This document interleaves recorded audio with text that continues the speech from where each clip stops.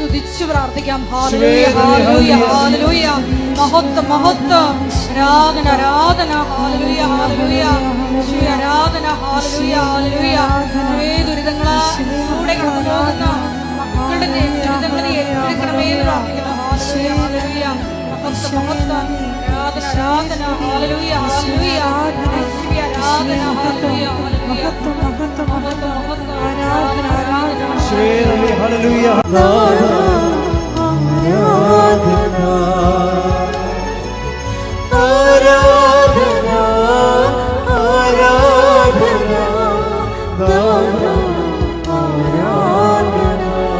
സ്തുതിക്കട്ടെ. ഹല്ലേലൂയ ഹല്ലേലൂയ ഹല്ലേലൂയ.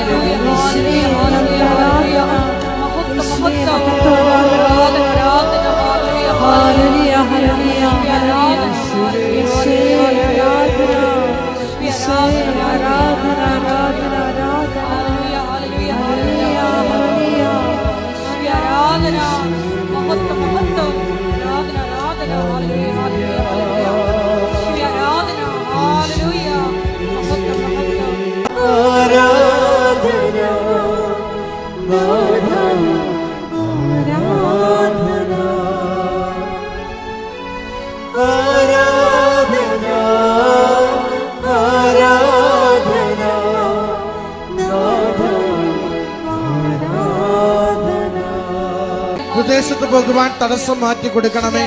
സന്താന സൗഭാഗ്യം നൽകണമേ. വിവാഹം ഒരുക്കി നൽകണമേ. യേശുവേ എല്ലാ ക്ലേശങ്ങളും മാറ്റി അവിടുത്തെ നാമത്തെ സ്തുതിച്ച് ജീവിക്കുവാൻ സഹായിക്കണമേ. ഹല്ലേലൂയ. യേശുവേ ആരാധന ആരാധന ആരാധന ആരാധന. മഹത്വം കർത്താവേ. സ്തുതി കർത്താവേ. ആരാധന ആരാധന കർത്താവേ.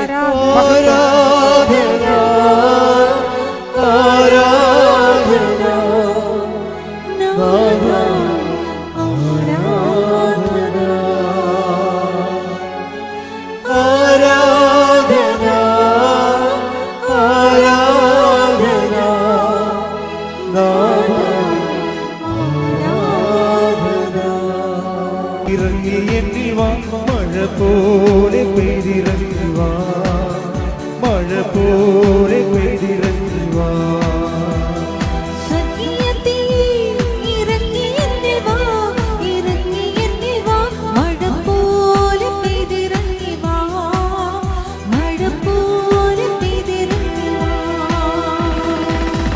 ആത്മനദിയായൊഴുകി എന്നിലിന്തുവാ. ആത്മശക്തിയായൊഴുകി എന്നിലിന്തുവാ.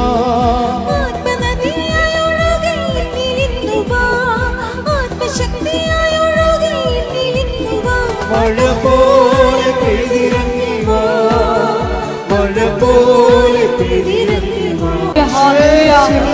ഒരിക്കൽ കൂടി ധ്യാനം നയിക്കാൻ പോകുന്ന ബഹുമാനപ്പെട്ട വിപു ജോസഫ് അച്ഛനെ ഞങ്ങളെ അൾത്താരയിൽ വികാരണി സന്നിധിയിൽ സമർപ്പിച്ചു പ്രാർത്ഥിക്കുന്നു. ഞങ്ങൾക്ക് ആവശ്യമായിട്ടുള്ള വചനങ്ങൾ നൽകണമേ എന്ന് ഞങ്ങൾ പ്രാർത്ഥിക്കുന്നു.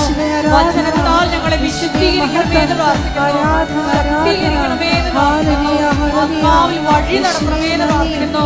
സാക്ഷികളാക്കി മാറ്റണമേ എന്ന് പ്രാർത്ഥിക്കുന്നു. ഹല്ലേലൂയ ഹല്ലേലൂയ. മഹത്വം മഹത്വം. ആരാധന ആരാധന. ദൈവപിതാവേ നന്ദി. ദൈവപിതാവേ മഹത്വം. പെന്തക്കുസ്തനാളിലെ മാളിക മുറി അഗ്നിനാവിനാവിൻ നിറച്ചവരേ.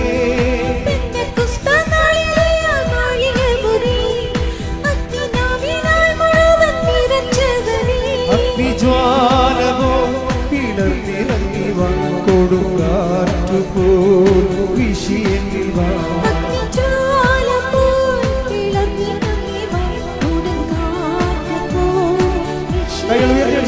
മഴ പോലെ പെയ്തിറങ്ങി വാ.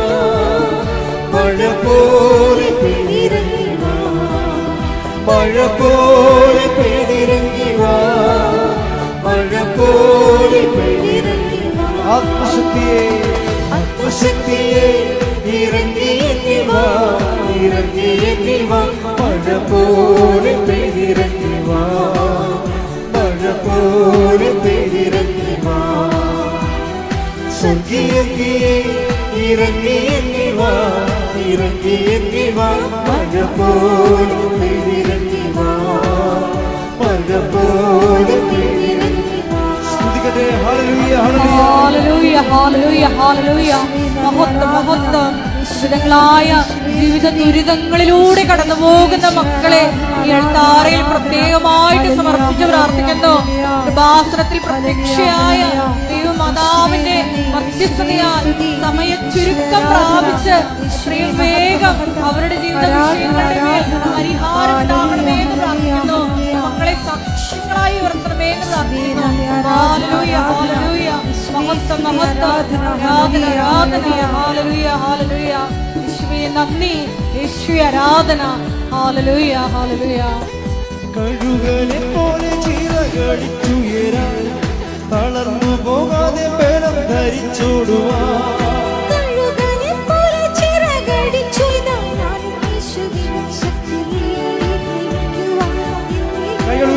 മഴ പോലെ പെയ്തിറങ്ങി വാ, മഴ പോലെ പെയ്തിറങ്ങി വാ, മഴ പോലെ പെയ്തിറങ്ങി വാ, മഴ പോലെ പെയ്തിറങ്ങി വാ.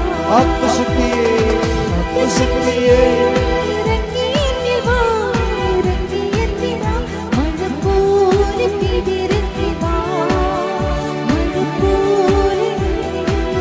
സ്വർഗീയത്തിയെ, സ്വർഗീയത്തിയെ ഇറങ്ങി വാ, ഇറങ്ങി വാ. മഴ പോലെ പെയ്തിറങ്ങി വാ, മഴ പോലെ പെയ്തിറങ്ങി വാ. ആത്മശക്തിയെ ഇറങ്ങി വാ, ഇറങ്ങി വാ. മഴ പോലെ പെയ്തിറങ്ങി വാ, മഴ പോലെ പെയ്തിറങ്ങി വാ. സ്വർഗീയത്തിയെ ഇറങ്ങി വാ, ഇറങ്ങി വാ. മഴ പോലെ പെയ്തിറങ്ങി വാ, മഴ പോലെ പെയ്തിറങ്ങി വാ, മഴ പോലെ പെയ്തിറങ്ങി വാ. കൈകൾ ഉയർത്തി. മഴ പോലെ പെയ്തിറങ്ങി വാ, മഴ പോലെ പെയ്തിറങ്ങി വാ, മഴ പോലെ പെയ്തിറങ്ങി വാ. സ്തുതിക്കട്ടെ. ഹല്ലേലൂയ, ഹല്ലേലൂയ, ഹല്ലേലൂയ. യേശുവേ ഹല്ലേലൂയ, മഹത്വം, മഹത്വം. Hallelujah, hallelujah.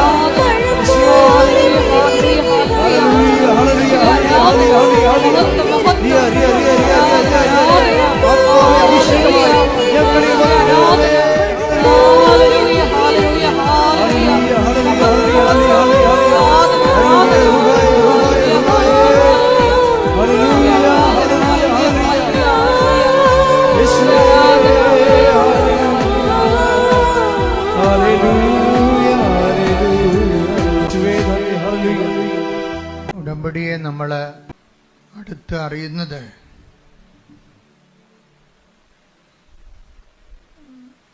അതിൻ്റെ സാക്ഷ്യങ്ങളിലൂടെയാണ്.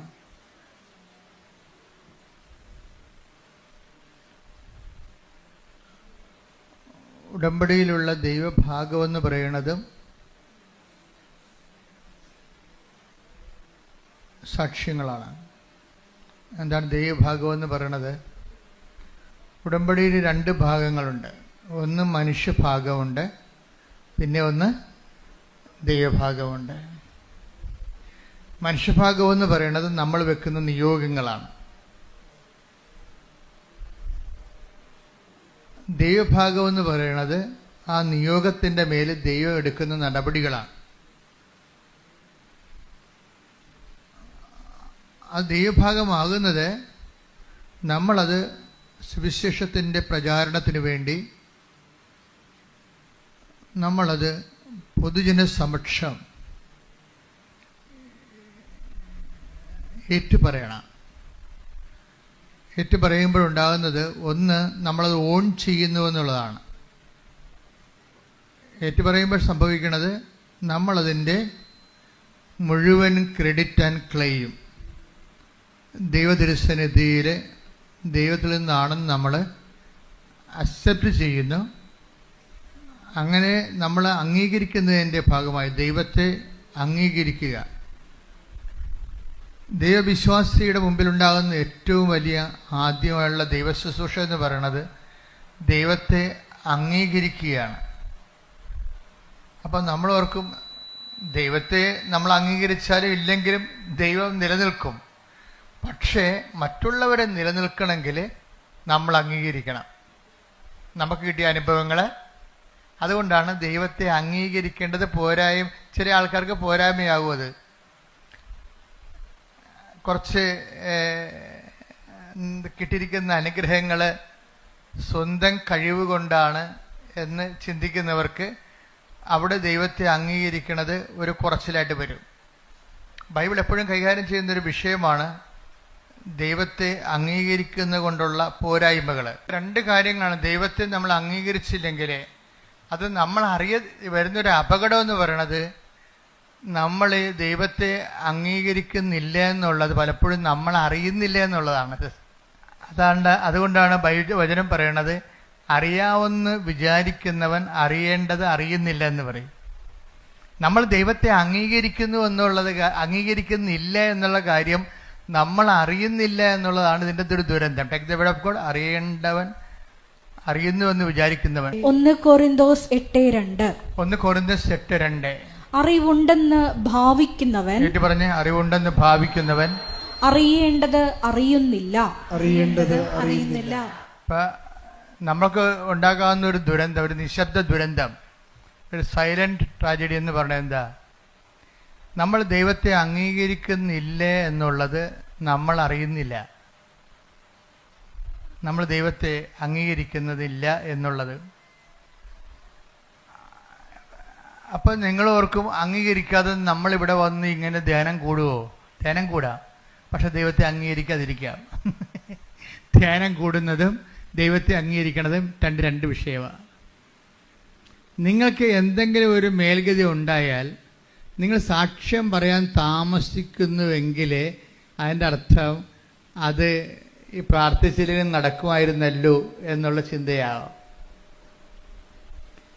അത് ഞാൻ മാത്രമല്ലല്ലോ, പ്രാർത്ഥിക്കാത്തവരൊക്കെ PSC റാങ്ക് ലിസ്റ്റ് കയറിയല്ലോ എന്ന് സ്വാഭാവികമായിട്ട് വരാം. പക്ഷെ ദൈവത്തെ മഹത്വപ്പെടുത്തുക എന്നുള്ളത് ദൈവത്തെ അംഗീകരിക്കുന്നവരുടെ മാത്രമായിട്ടുള്ള ഒരു ഓപ്ഷനാണ്.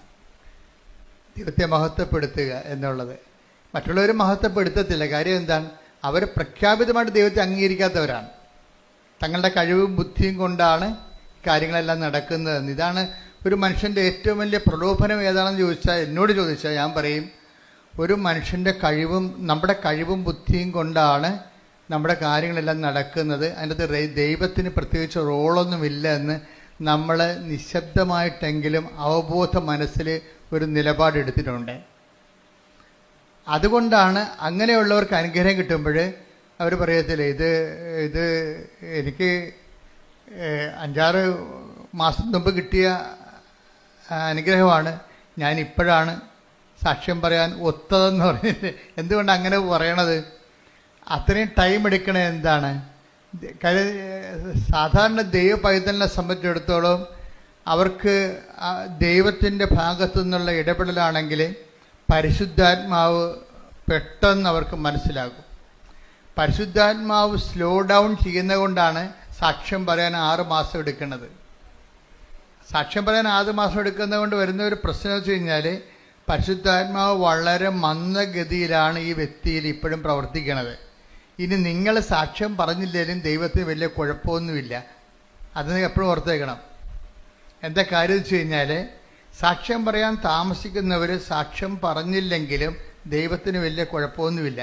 അതിൻ്റെ കാരണം, സാക്ഷ്യം പറയാൻ താമസിക്കുന്നതിൻ്റെ കാരണം അത് നമ്മളുടെ ക്ലെയിമിലും ക്രെഡിറ്റിലുമാണോ സംഭവിച്ചത്, അത് ദൈവം ഇടപെട്ടതാണോ എന്ന് നമുക്ക് സംശയമാണ്. ഈ സംശയമാണ് നമ്മളെ ഇങ്ങനെ 6 മാസം തള്ളി നീക്കിയത്.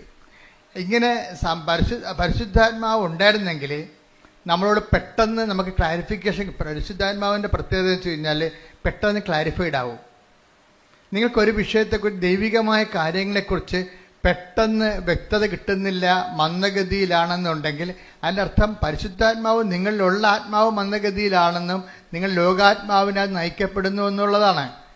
അതാണ് ഏറ്റവും വലിയ വിഷയം.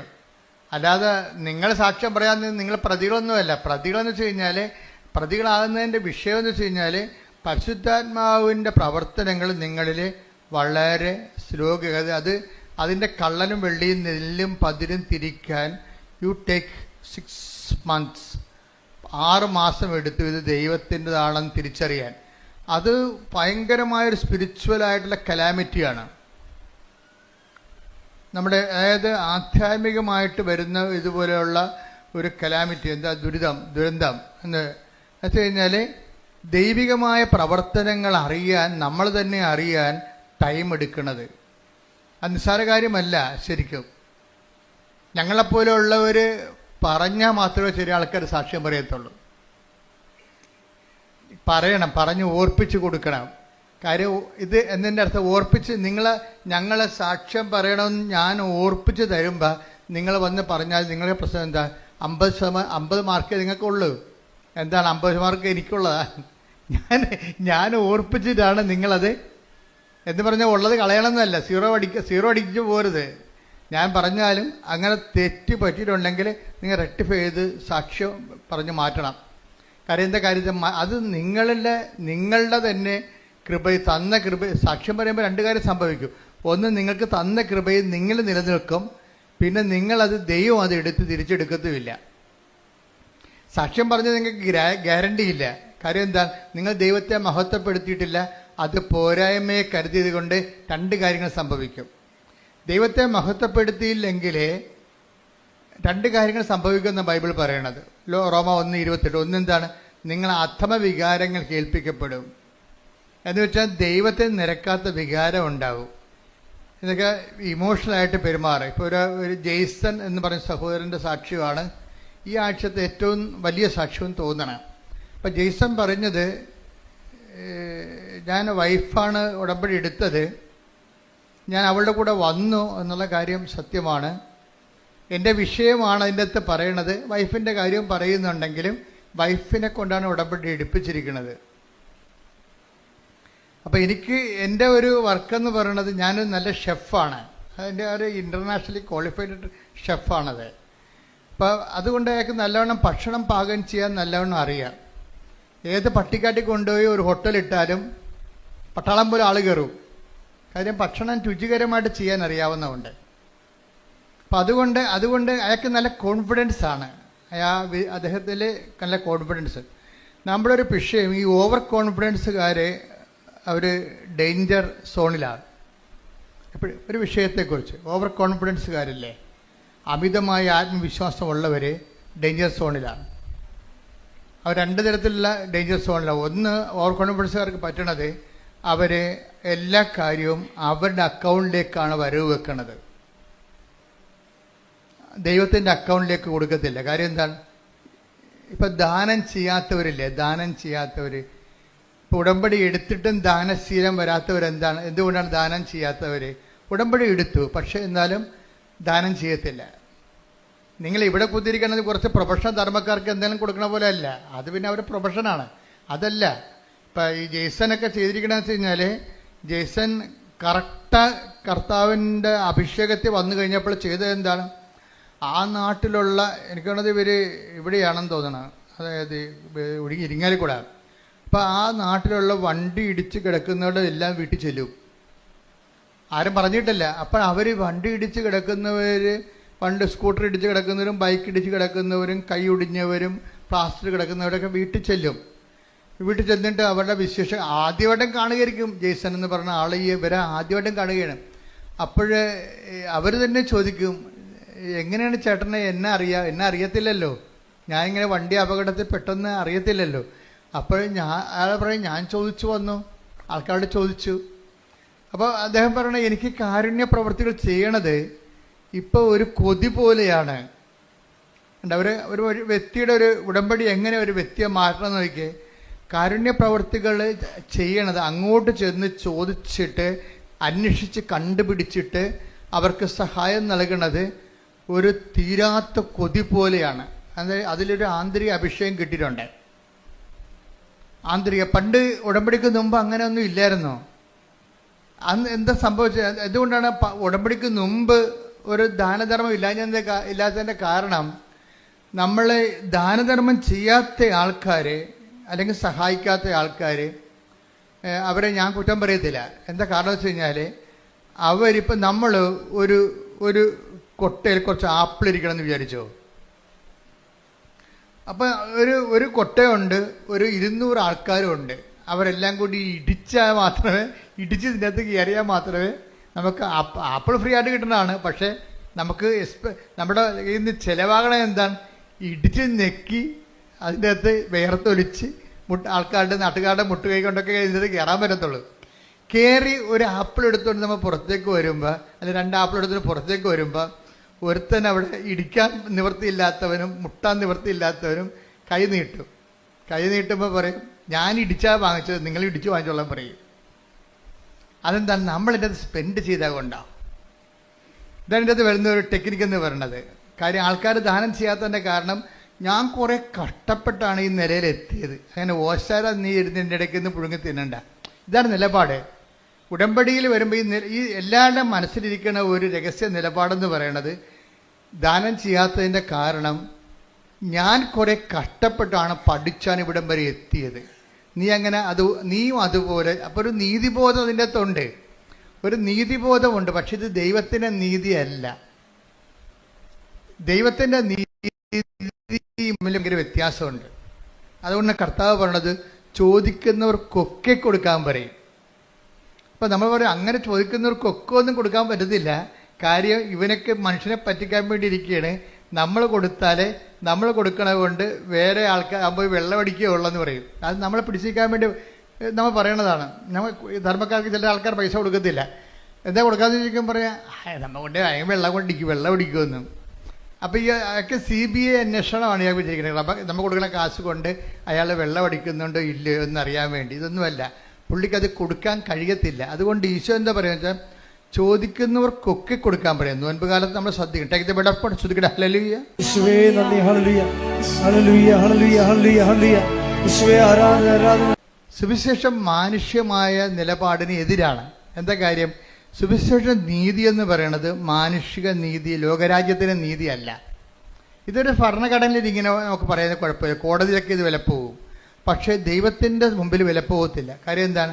ദൈവത്തിൻ്റെ മുമ്പിൽ വിലപ്പോകുന്നത് ദൈവരാജ്യത്തിൻ്റെ നീതിയാണ്. കർത്താവ് സംസാരിക്കുന്നത് ദൈവരാജ്യത്തിൻ്റെ നീതിയുടെ ലെവലിലാണ് സംസാരിക്കുന്നത്. അതുകൊണ്ടാണ് സുവിശേഷം ചിലർക്ക് മനസ്സിലാകാത്തതിൻ്റെ കാരണം. ദൈവരാജ്യ നീതി, അതാണ് ദൈവരാജ്യം ഭക്ഷണവും പാനീയവും അല്ലെന്ന് പറഞ്ഞിട്ട് എന്താ പറയണത്? നീതിയും സമാധാനം. അത് ദൈവരാജ്യത്ത് എവിടെപ്പോൾ ശ്രുതികട. ഹല്ലേലൂയ, ഹല്ലേലൂയ, ഹല്ലേലൂയ, ഹല്ലേലൂയ, ഹല്ലേലൂയ. യേശുവേ നന്ദി, യേശുവേ സ്തുതി. ഹല്ലേലൂയ, ഹല്ലേലൂയ, ഹല്ലേലൂയ, ഹല്ലേലൂയ. റോമ 14:17. റോമ 14:17. ദൈവരാജ്യം എന്നാൽ, ദൈവരാജ്യം എന്നാൽ ഭക്ഷണവും പാനീയവുമല്ല, പ്രത്യുത നീതിയും സമാധാനവും പരിശുദ്ധാത്മാവിലുള്ള സന്തോഷവുമാണ്. അപ്പൊ ഈ നീതിക്ക് സന്തോഷം നമ്മുടെ ജഡിക സന്തോഷമല്ല, മറിച്ച് എന്താണ്? ഇപ്പം നമുക്കൊരാൾ ഒരു സംഭവം, നമുക്കൊരു ഉടുപ്പ്, 2 ഉടുപ്പുള്ളവന് ഒന്ന് കൊടുത്തില്ലാത്തതിന് കൊടുത്തു കഴിയുമ്പോൾ നമുക്കൊരു സന്തോഷം ഉണ്ടാവും. 2 സന്തോഷം ഉണ്ടാവും. ഒന്ന്, നമ്മുടെ അലമാരി സാധനം പോയി കിട്ടിയില്ല എന്ന സന്തോഷമുണ്ട്. കുറേ സാധനം ഇരിക്കുമ്പോഴേ, നമ്മൾ അലമാരി തുറക്കുമ്പോഴേ ഉടുപ്പിനൊക്കെല്ലാം നമ്മളോട് ബഹുമാനമാണല്ല, നമ്മുടെ കാൽച്ചോട്ടി വന്ന് വീഴുമല്ല അത്. അപ്പോൾ വീട്ടുകാർ വിഷം ഉണ്ടാക്കി, ഇത് ആർക്കും കൊടുക്കാൻ പാടില്ലേ എന്നിട്ട് അപ്പോൾ പറഞ്ഞാൽ നമ്മൾ പറയും, ഇത് കണ്ടുമുട്ടേണ്ട ആൾക്കാരെ, ഇപ്പം എല്ലാവർക്കും ആവശ്യത്തിന് ഡ്രസ്സാണെന്ന് നമ്മൾ പറയും. എന്നാലും കുറച്ച് കഴിയുമ്പോൾ അലമാരി തിങ്ങുമ്പോൾ പറയും, ഒരലമാരി മേടിക്കാം. അലമാരി മേടിക്കുമ്പോൾ കാശ് 30,000-40,000 രൂപയാവും. അതിനേക്കാൾ ഉള്ളത് കൊടുത്തു കഴിഞ്ഞാൽ സ്ഥലം ഉണ്ടാക്കിയാൽ മതിയല്ല. ആ ഒരു സന്തോഷം ഉണ്ടാകും കൊടുക്കുമ്പോൾ. അലമാരി കാലിയാകുവാനുള്ള സന്തോഷം, അത് ജഡിക സന്തോഷമാണ്, ദൈവരാജ്യത്തിൻ്റെ അല്ല. പറഞ്ഞ മനസ്സിലായില്ലേ? ദാനം ചെയ്യുമ്പോൾ നമുക്കുണ്ടാകുന്ന സന്തോഷം, ആ സന്തോഷം ജഡിക സന്തോഷം എന്ന് പറയും. അതെന്താണ്? ലോക അരൂപിയാൽ നയിക്കപ്പെടുന്നതുകൊണ്ട് നമുക്ക് കുറച്ച് സ്ഥലം കിട്ടിയല്ല, അതിന് പുതിയ സാധനം വാങ്ങിക്കാമെന്ന് ഓർക്കുമ്പോൾ നമുക്ക് സന്തോഷമുണ്ട്. അതിൽ ആ ദാനത്തിലുണ്ടാകുന്ന സന്തോഷമാണ്. പക്ഷെ അത് പരിശുദ്ധാത്മാവിലുള്ള സന്തോഷമല്ല. നിങ്ങളീ പറഞ്ഞ പല കാര്യങ്ങളും നമുക്ക് അനുഭവിക്കുന്ന പല വിഷയങ്ങളും ദൈവവുമായിട്ട് ബന്ധമില്ലാത്തതാണ്. പക്ഷെ ദൈവത്തിൻ്റെ അക്കൗണ്ടിലാണ് നമ്മളിതൊക്കെ അനുഭവിക്കുന്നത്. പക്ഷേ സംഭവം ജഡിക സന്തോഷമാണ്. വളരെ സൂക്ഷ്മതയോടെ കൈകാര്യം ചെയ്യേണ്ട വിഷയമാണ് ദൈവരാജ്യം. അപ്പോൾ ദൈവരാജ്യം എന്ന് പറയുമ്പോൾ ഈ നീതി, അതായത് നീതി എന്ന് പറയുന്നത് ദൈവത്തിൻ്റെ ഒരു നീതിയുണ്ട്. അത് ദൈവത്തിൻ്റെ നീതി മെരിട്ട് നോക്കാതെ ചെയ്യണ നീതിയാണ്. സ്നേഹത്തിൽ നിന്ന് വരുന്ന നീതിയാണത്. ഇപ്പോൾ ഈശോ ക്രൂശിക്കപ്പെട്ടു, ആ നീതി എന്താണ്? അവൻ നമ്മളെ നീതീകരിച്ചതിൻ്റെ ഒരു നീതിയാണ്. എന്തെന്ത് അപ്പം നമ്മളുടെ ക്വാളിറ്റി നോക്കിയിട്ടാണ് ദൈവം നമ്മളെ, എല്ലാ ദുഷ്ടന്മാർക്കും ശിഷ്ടന്മാർക്കും വേണ്ടി ദൈവം പാപത്തിന് പരിഹാരം ചെയ്തിട്ടുണ്ട്. എന്താണ് എക്സ്പെൻഡിച്ചർ ഈശോ ചെലവ് ചെയ്തത്, തൻ്റെ ജീവിതം ചെലവ് ചെയ്തപ്പോഴുണ്ടാകുന്നൊരു നീതി എന്താണ്? നമ്മളുടെ മെരിറ്റ് നോക്കിയിട്ടല്ല ചെയ്തിരിക്കുന്നത്. ഇതുപോലെയാണ് മറ്റുള്ളവരുടെ മെരിറ്റ് നോക്കാതെ നമ്മൾ അവർക്ക് വേണ്ടി ചെലവ് ചെയ്യുമ്പോൾ നമുക്ക് പരാതികളോ പരിഭവങ്ങളോ ഇല്ല. എന്താ ഞാനിങ്ങനെ പറഞ്ഞാൽ, ഈ ജെയ്സൺ എന്ന് പറയുന്ന കക്ഷി അവസാനം പറഞ്ഞു നിർത്തുന്ന കുറേ കാര്യങ്ങൾ, ജെയ്സന്റെ സാക്ഷ്യം എന്ന് പറയുന്നത് ഒരു സുവിശേഷമാണ്. അവസാനം ഇദ്ദേഹം പറയണത്, ഇപ്പോഴേ ഞാൻ വല്ലാത്ത ഒരു ആത്മസംതൃപ്തി ഞാൻ അനുഭവിക്കുന്നുണ്ട്, ഞാൻ ദൈവത്തിൽ ആനന്ദിക്കുന്നുണ്ട്, ഞാൻ പറയണതെല്ലാം ആത്മീയ കാര്യങ്ങളാണ്, പക്ഷെ നിങ്ങൾ അത് ലോകത്തിൻ്റെ രീതി മനസ്സിലാക്കുന്നത് കൊണ്ട് എൻ്റെ സന്തോഷം നിങ്ങൾക്ക് ട്രാൻസ്ഫർ ചെയ്യാൻ പറ്റത്തില്ലെന്ന്. എന്ത് രസമാണ് ആ സാക്ഷ്യങ്ങൾ. അതായത് ഞാൻ അനുഭവിക്കുന്നൊരു ആത്മീയ സന്തോഷമാണ്. ഇങ്ങനെ ആൾക്കാരെ കണ്ട് തിരക്കി പിടിച്ചൊക്കെ ഞാൻ ചെല്ലുമ്പോഴേ, എന്നിട്ട് ജയ്സൺ പറയും, ഇപ്പോഴേ എനിക്ക് തോന്നുന്നത്, അദ്ദേഹത്തിൻ്റെ സ്വന്തം ഇൻട്രോസ്പെക്ഷൻസ് ഒത്തിരി ഉണ്ട് അതിൻ്റെ അകത്ത്, ഇപ്പോൾ തോന്നുന്നത് ഞാൻ എത്തേണ്ടിടത്ത് എത്തിയെന്ന് എനിക്ക് തോന്നണമെന്ന്. എന്തോ ഒരു കണ്ടൻറ്റഡ് ആയിട്ടുള്ള, ഹീസ് സോ കണ്ടൻറ്റഡ്. അതായത് ഒരു ഉടമ്പടി ജീവിതം ഒരു മനുഷ്യൻ നിന്ന്, എനിക്ക് പറഞ്ഞാൽ ആദ്യമായിട്ടാണ് ഉടമ്പടി ആയിട്ട് ഇങ്ങനെ ഒരു സംഭവം, ഒരു ഇൻട്രോസ്പെക്റ്റീവായിട്ടുള്ള ഒരു അസസ്മെൻ്റ് വരണത്. അദ്ദേഹം പറയണത്, എനിക്ക് തോന്നണത് അദ്ദേഹത്തിൻ്റെ ജീവിത രീതി തന്നെ മാറി. ഇപ്പം ഞായറാഴ്ച പണ്ട് ആദ്യം വൈഫിനെ കൊണ്ട് ഉടമ്പടി എടുപ്പിച്ചുകൊണ്ടിരുന്നത്, വൈഫിനെ കൊണ്ട് ഉടമ്പടി എടുപ്പിച്ച് കഴിഞ്ഞാൽ പുള്ളിക്കാരൻ കൂടെ വന്നതേ ഉള്ളൂ. പക്ഷേ എന്നാ പറ്റിയെന്ന് വെച്ചാൽ വൈഫ് വളരെ കൃത്യമായിട്ട്, ഇവിടെ വിഷയം എന്ന് പറയുന്നത് 3 വിഷയങ്ങൾ ഉടമ്പടിയിലുള്ളത്. ഒന്ന്, അവർക്കൊരു സ്ഥാപനം തുടങ്ങണം. എന്ത്, ഇങ്ങനെ ഷെഫല്ലേ, അപ്പോൾ ഹോട്ടൽ പോലെ ഒരു സ്വന്തമായിട്ട് റെസ്റ്റോറൻറ്റ് തുടങ്ങണം, അതൊന്ന്. രണ്ടാമത്തെ, വൈഫ് നേഴ്സാണ്, അപ്പോൾ അവർക്ക് യൂറോപ്പിൽ എവിടെയെങ്കിലും ഒരു ജോലി കിട്ടണം. അതാണ് അവരുടെ രണ്ട് വിഷയങ്ങൾ. അതാണ് ഒരെണ്ണം ഞാൻ മറന്നുപോയി. 3 സബ്ജക്റ്റ് ഉണ്ട്, അതിൽ 2 ഇതാണ്. ഒന്ന്, വൈഫിൻ്റെ ഒരു ജോലി കിട്ടണം, പുള്ളിക്കൊരു സ്ഥാപനം തുടങ്ങണം. ഇതാണ് ഈ 2 വിഷയങ്ങൾ. അപ്പോൾ ഈ വിഷയത്തിൽ വൈഫിനെ കൊണ്ട് ഉടമ്പടി എടുപ്പിച്ചു. വൈഫാണെങ്കിൽ അത് വളരെ സുന്ദരമായ രീതിയിൽ കർക്കശമായിട്ടും കൃത്യമായിട്ടും ക്ലിപ്തമായിട്ടും ഈ വിഷയം ഉടമ്പടി അനുഷ്ഠിച്ച് ജീവിക്കുകയാണ്. കൂടെ വന്നതിൻ്റെ പേരിൽ എനിക്ക് വൈഫ് ചെയ്യുന്നുണ്ടല്ലോ എന്ന് വിചാരിച്ചുകൊണ്ട് പുള്ളിക്കാരൻ ഇങ്ങനെ എലൂഫായിട്ട് നിൽക്കുകയാണ്. അതിനോട് ഡയറക്റ്റ് ഇൻവോൾവ് അല്ല ഡയറക്റ്റ് അതിൻ്റെ അകത്ത് ഇൻവോൾവ് അല്ല. എന്നുവെച്ചാൽ അദ്ദേഹം എനിക്കൊണ്ട് കുറ്റാലത്ത് എവിടെയോ ആ ഒരു ടൂറിസ്റ്റ് സ്പോട്ടാണ്. അതുകൊണ്ട് ഭയങ്കര ചിലവായ ഒരു ഞായറാഴ്ച അല്ല ടൂറിസ്റ്റിനകത്തിന് ആൾ വരണത്. അതുകൊണ്ട് പുള്ളിക്കാരൻ കട അടക്കത്തില്ല. തന്നെയല്ല 5 പള്ളികൾ ഈ സ്ഥലത്തുണ്ട്, പല സ്ഥലത്തായിട്ട് 5 സമയത്ത് കുർബാന ഉണ്ട്.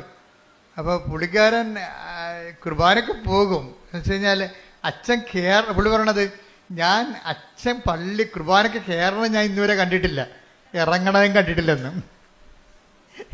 എന്ന് വെച്ച് കഴിഞ്ഞാൽ എനിക്ക് പറഞ്ഞത് ഈ വായനയാകുമ്പോൾ പുള്ളിക്കാരൻ കയറി വരും, അച്ഛൻ കുർബാന സ്വീകരണത്തെ സമയമാകുമ്പോൾ പുള്ളി ഇറങ്ങിപ്പോവും, പ്രസംഗം കഴിയുമ്പോൾ പോവും. അപ്പോൾ വെച്ചാൽ ദൈവത്തിന് എന്തോ ഞാനിവിടെ ഉണ്ട്, ഈ പരിസരത്ത് തന്നെ ഞാനുണ്ട് എന്ന് ദൈവത്തിന് ഒരു അറ്റൻഡൻസ് കൊടുക്കാൻ വേണ്ടി വന്നതാ. അങ്ങനെ ഒരു ദാരിദ്ര്യം പിടിച്ചൊരു ആധ്യാത്മിക ജീവിതമാണ്. അറ്റൻഡൻസ് കൊടുക്കാൻ വേണ്ടി വന്നതാണ്.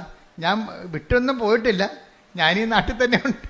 ദൈവത്തിനോട് പറയണതാണ്, ഞാൻ വിട്ടൊന്നും പോയിട്ടില്ല, ഞാനീ നാട്ടിൽ തന്നെ ഉണ്ട് എന്ന്. അതിൽ പകുതിയാകുമ്പോൾ കയറി വന്നിട്ട് കാൽഭാഗമാകുമ്പോൾ കയറി വരും, മുക്കാലാകുമ്പോൾ ആൾ തിരിച്ചു പോകും. അപ്പം അങ്ങനെ ഒരു ലൈഫാണ്. അപ്പം അതിൻ്റെ അങ്ങനെ ഒരു ലൈഫായപ്പോൾ എന്നാ പറ്റുക വെച്ച് കഴിഞ്ഞാൽ പെട്ടെന്ന് ഇവരുടെ ഉടമ്പടിക്ക് ആശ്രയം കാണാതെ പോയി. അത് പക്ഷേ വല്ലാത്ത ഒരു കാണാതെ പോക്കലായിപ്പോയി. കാര്യം ഉടമ്പടിക്ക് ആശ്രയം പണ്ട് ജെയ്സന്റെ വൈഫിനാണ് ഉടമ്പടി എടുത്തിരിക്കുന്നത്. അവരൊരു പൊന്നുപോലെ ഇങ്ങനെ താലി പോലെ ഇങ്ങനെ നെഞ്ചിലിട്ടുകൊണ്ട് നടന്ന സംഭവമാണ്. പക്ഷെ അത് കാണാതെ പോയി. അവർ എറണാകുളത്ത് ഒരു സ്ഥലത്ത് പോയിട്ട് വന്നപ്പോൾ വീട്ടിൽ വന്ന് പിന്നെ ഒരു കടയിൽ പോയി കാപ്പി കുടിച്ചിട്ട് വീട്ടിൽ വന്നപ്പോൾ ഇത് കാണാനില്ല. വൈകുന്നേരം വൈഫാണെങ്കിൽ പ്രാന്ത് പിടിച്ച പോലെ. കാര്യം ഉടമ്പടിക്ക് ആശ്രയം എന്ന് പറഞ്ഞാൽ നിങ്ങൾക്ക് അറിയാമല്ലോ, അതാണ് അതിൻ്റെ ഉടമ്പടിയുടെ ആധാരമാണത്. പ്രമാണം പോയാൽ തീർച്ചയായിട്ടും ഉടമ്പടി ഞങ്ങളെ സംബന്ധിച്ചിടത്തോളം നേരത്തെ നിങ്ങൾ പറഞ്ഞിട്ടുണ്ട്, it is equal to missing the covenant. പിന്നെ നിങ്ങൾ എന്ത് തലകുത്തി മറിഞ്ഞെന്ന് പറഞ്ഞാലും കൃപാസനം അംഗീകരിക്കത്തില്ല. എന്താ കാര്യം? ഉടമ്പടി പോയെന്ന് പറയും. കാര്യം ഉടമ്പടി ഏറ്റവും പ്രധാനപ്പെട്ട സംഭവം ഉടമ്പടിക്ക് ആശ്രയമാണ്. ഇപ്പം എൻ്റെ മനസ്സിൽ ഈ പരിശുദ്ധ അമ്മ ആദ്യമേ തന്നത്, ഈ ഉടമ്പടിക്ക് ആശ്രയം മിസ്സായി കഴിഞ്ഞാൽ പിന്നെ ഉണ്ടാകുന്നൊരു വിഷയമെന്ന് പറയണത് ആ ഉടമ്പടി തന്നെ. കാര്യം ഉടമ്പടിക്ക് ആശ്രയം സൂക്ഷിക്കാൻ പറ്റാത്ത ആളിന് ഉടമ്പടി പാലിക്കാൻ പറ്റത്തില്ലെന്നുള്ളതാണ് ഞങ്ങൾക്ക് കിട്ടിയിരിക്കുന്ന റീഡിങ്. അതെപ്പോഴും ഓർത്തേക്കണം. ഉടമ്പടിക്ക് ആശ്രയം നിങ്ങളിൽ നിന്ന് മിസ്സായാൽ അതിൻ്റെ അർത്ഥം, എനിക്ക് അമ്മ എന്നോട് പറഞ്ഞിരിക്കുന്നത് അവളുടെ ഉടമ്പടിയിലല്ല എന്നാണ് പറഞ്ഞിരിക്കുന്നത്. ഉടമ്പടിയിലാണെങ്കിൽ ഒരിക്കലും മിസ്സാകത്തില്ല. ഞങ്ങൾ അതുകൊണ്ടാണ് ഒരിക്കലും ഉടമ്പടി, പണ്ട് ഞങ്ങൾ ഡ്യൂപ്ലിക്കേറ്റ് കൊടുക്കുമായിരുന്നു, ഇപ്പോൾ ഡ്യൂപ്ലിക്കേറ്റ് കൊടുക്കണില്ല. നിങ്ങൾക്ക് ഇഷ്ടമുണ്ടെങ്കിൽ പൊതുവെ എടുക്കുക, അല്ലെങ്കിൽ ചാപ്റ്റർ ക്ലോസ് ചെയ്യാൻ പറയും, വണ്ടി വിട്ട് പോയിക്കൊള്ളാൻ പറയും. 2 ഓപ്ഷനേ ഉള്ളൂ. ഒന്നെങ്കിൽ ഉടമ്പടി കാശ് നഷ്ടപ്പെട്ടു പോയാൽ നിങ്ങൾക്ക് ഉടമ്പടി ജീവിക്കണമെന്നുണ്ടെങ്കിൽ പുതിയ ഉടമ്പടി എടുക്കണം, അല്ലെങ്കിൽ ഉടമ്പടി എന്നേക്കാൾ ബ്രേക്ക് ചെയ്തിട്ട് ആലപ്പുഴ വിട്ടു പോകാൻ പറയും. പിന്നെ ഈ ജന്മത്ത് ആലപ്പുഴ വരുമെന്ന് പറയും. എന്താ കാര്യം വെച്ച് കഴിഞ്ഞാൽ ഇത് വളരെ സീരിയസ് ആണ്. കാര്യം ഉടമ്പടി ജീവൻ പണയം വെച്ച് ഉടമ്പടി ചെയ്യുന്ന ആൾക്കാരുണ്ട്. അത് ആത്മാർത്ഥമുണ്ടെങ്കിൽ ഉടമ്പടി ചെയ്യണമെങ്കിൽ ഉടമ്പടി കാശ് ഒരിക്കലും മിസ്സാകത്തില്ല. മിസ്സായാൽ മാതാവ് കാണിച്ചു തരും. അതാണ് രസം. ഭർത്താവ് നഷ്ടപ്പെട്ടെന്ന് പറഞ്ഞാലും കാണാനില്ലെന്ന് പറഞ്ഞാലും അച്ഛൻ ആ കേസ് പിടിക്കും. എന്താ കാര്യത്തിൽ എൻ്റെ മനസ്സിൽ പറഞ്ഞാൽ അമ്മയ്ക്കറിയാമല്ലോ, അമ്മയല്ലേ ഏറ്റവും വലിയ സാറ്റലൈറ്റ് ക്യാമറ. അപ്പോൾ ഈ ആളെവിടെ ഉണ്ടെന്ന് അമ്മയ്ക്കറിയാമല്ലോ. അപ്പോൾ ഞാൻ പറയും, ഫസ്റ്റ് ടൈം നിങ്ങൾ മെസ്സേജ് നിങ്ങളെ ഉടമ്പടി പോകും, ഇന്നലെ സെക്കൻഡ് ടൈമിൽ വരുമ്പോൾ നമുക്ക് മെസ്സേജ് എടുക്കാം, ആളെവിടെ ഉണ്ടെന്ന് പറയാം എന്നൊക്കെ പറയും.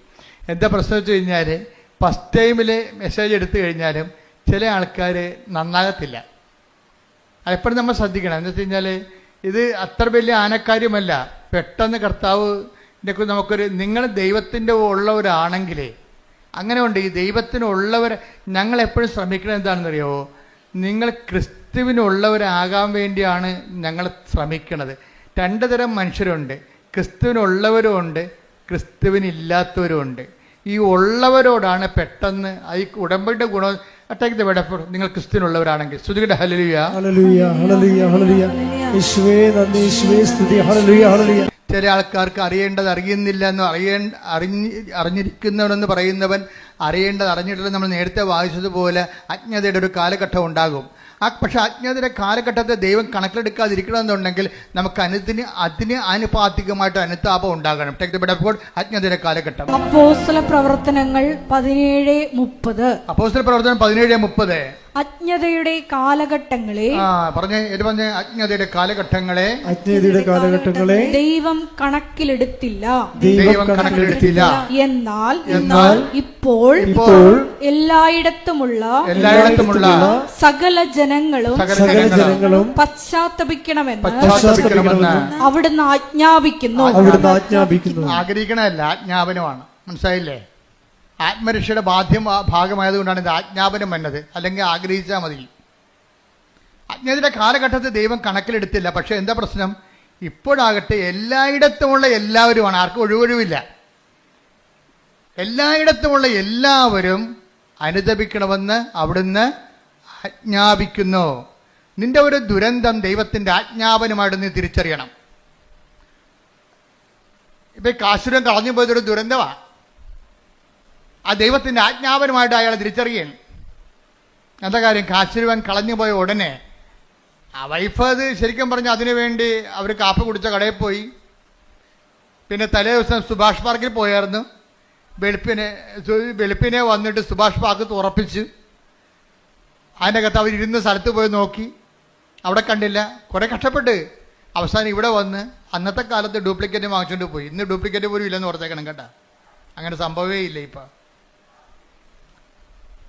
പക്ഷേ എന്ത് പറ്റി, ഡ്യൂപ്ലിക്കേറ്റ് വാങ്ങിച്ചുകൊണ്ട് പോയിട്ടും പെട്ടെന്ന് കാര്യങ്ങൾ സംഭവിച്ചു. എന്താണ്, അവർക്ക് അവരുടെ പ്രോസസ്സായിട്ടിരിക്കുകയായിരുന്നാണ്, അവരുടെ വിസ പ്രോസസ്സായിട്ടിരിക്കുകയായിരുന്നു. അത് മൊത്തം അടലപടലാടെ ഇങ്ങനെ പൊളിഞ്ഞു വീണ് എല്ലാം ക്യാൻസലായി. പിറ്റേ ദിവസം അവരയച്ച പത്രം, പിറ്റേ ആഴ്ചയിൽ അവരയച്ച മുഴുവൻ അപേക്ഷ റിജക്റ്റ് ചെയ്ത് അതുപോലെ തന്നെ കൊറിയറിൽ തിരിച്ചു വന്നു. ഇയാൾ ആശ്രയം വെച്ചുള്ള കടകളിൽ കച്ചവടം കുറഞ്ഞു. നോക്കിയാൽ എല്ലാം, അതായത് നമ്മൾക്ക് വരാൻ പോകുന്ന ഒരു ദുരന്തമാണ്. അജ്ഞതയുടെ കാലഘട്ടത്തിൽ ദൈവം കണക്കിലെടുത്തില്ല. എന്നാൽ ഇപ്പോൾ എല്ലായിടത്തുമുള്ള എല്ലാവരും അനുദപിക്കണമെന്ന്. ഒരു ദുരന്തം വരുമ്പോൾ അനുതാപമാണ് ഉദ്ദേശിക്കുന്നത്. ദുരന്തത്തിൽ എല്ലാ ദുരന്തം, ചെറിയ ഒരു വിശപ്പ് പോലും ഒരു ദുരന്തമാണ്, ഒരു രോഗം പോലും ഒരു ദുരന്തമാണ്. അതുകൊണ്ടല്ലേ 13:4 വായിച്ചോളൂ ലൂക്കായുടെ സുവിശേഷം. ശ്രുതികടെ ഹല്ലേലൂയ ഹല്ലേലൂയ ഹല്ലേലൂയ ഹല്ലേലൂയ. യേശുവേ നന്ദി. ഹല്ലേലൂയ ഹല്ലേലൂയ ഹല്ലേലൂയ ഹല്ലേലൂയ ഹല്ലേലൂയ ഹല്ലേലൂയ ഹല്ലേലൂയ ഹല്ലേലൂയ. സീലോഹായിലെ ഗോപുരം ഇടിഞ്ഞു വീണ്. ദുരന്തം പിന്നെ കണ്ട 13:4 എന്താ പറയണത്? ഏറ്റു പറഞ്ഞ സിലോഹായിലെ ഗോപുരം ഇടിഞ്ഞു വീണ് കൊല്ലപ്പെട്ട ആ 18 പേർ അന്ന് ജെറുസലേമിൽ വസിച്ചിരുന്ന എല്ലാവരെയും കാൾ കുറ്റക്കാരായിരുന്നു എന്ന് നിങ്ങൾ വിചാരിക്കുന്നുണ്ടോ? അല്ല എന്ന് ഞാൻ പറയുന്നു. പശ്ചാത്തപിക്കുന്നില്ലെങ്കിൽ നിങ്ങൾ എല്ലാവരും അതുപോലെ നശിക്കും. ദുരന്തത്തിന്റെ ഉദ്ദേശം എന്താണ്? പശ്ചാത്താപമാണ്. സിമ്പിൾ അല്ലേ? ക്രിസ്തുവിന്റെ കാലത്ത് സംഭവിച്ച ഒരു വർത്തമാനകാല ന്യൂസാണത്, വർത്തമാനം. അന്ന് സിലോഹയിലെ ഗോപുരം വീണ് കുറച്ചു പേര് മരിച്ചു. ആ വാർത്ത കർത്താവിനോട് പറഞ്ഞപ്പോൾ കർത്താവ് എന്താ പറഞ്ഞത്? അവരെല്ലാവരെക്കാൾ പാപികളാണെന്ന് ഞാൻ കരുതണില്ല, പക്ഷെ പശ്ചാത്താപിച്ചില്ലെങ്കിൽ നിങ്ങളുടെ അവസ്ഥയും ഈ ദുരന്തം ക്ഷണിച്ചു വരുത്തിയിരിക്കും ചെയ്യണതെന്ന്.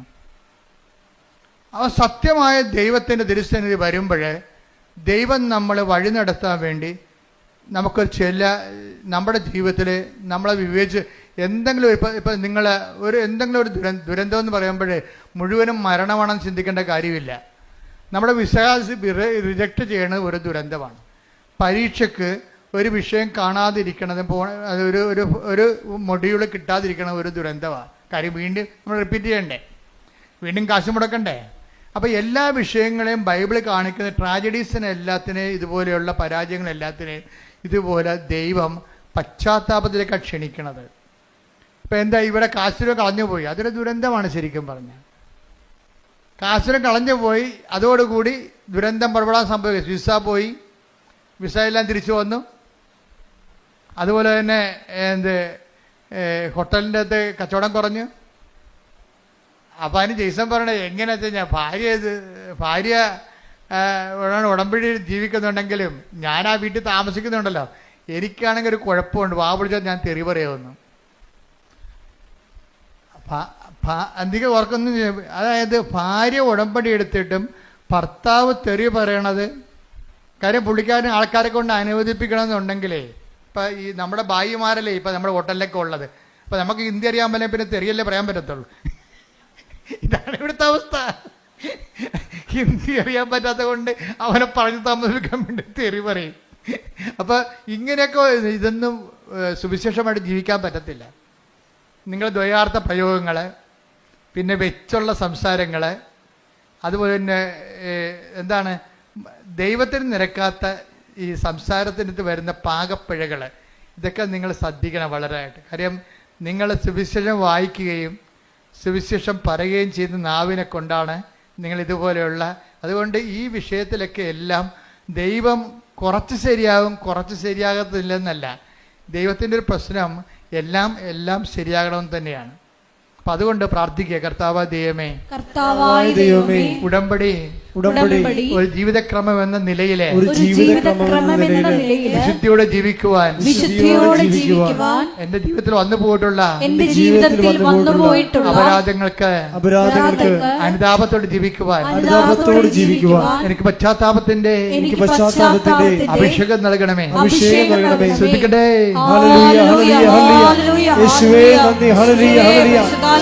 സ്വീകരിക്കുവാൻ ആഴമായ അനുതാപം നൽകണമേ.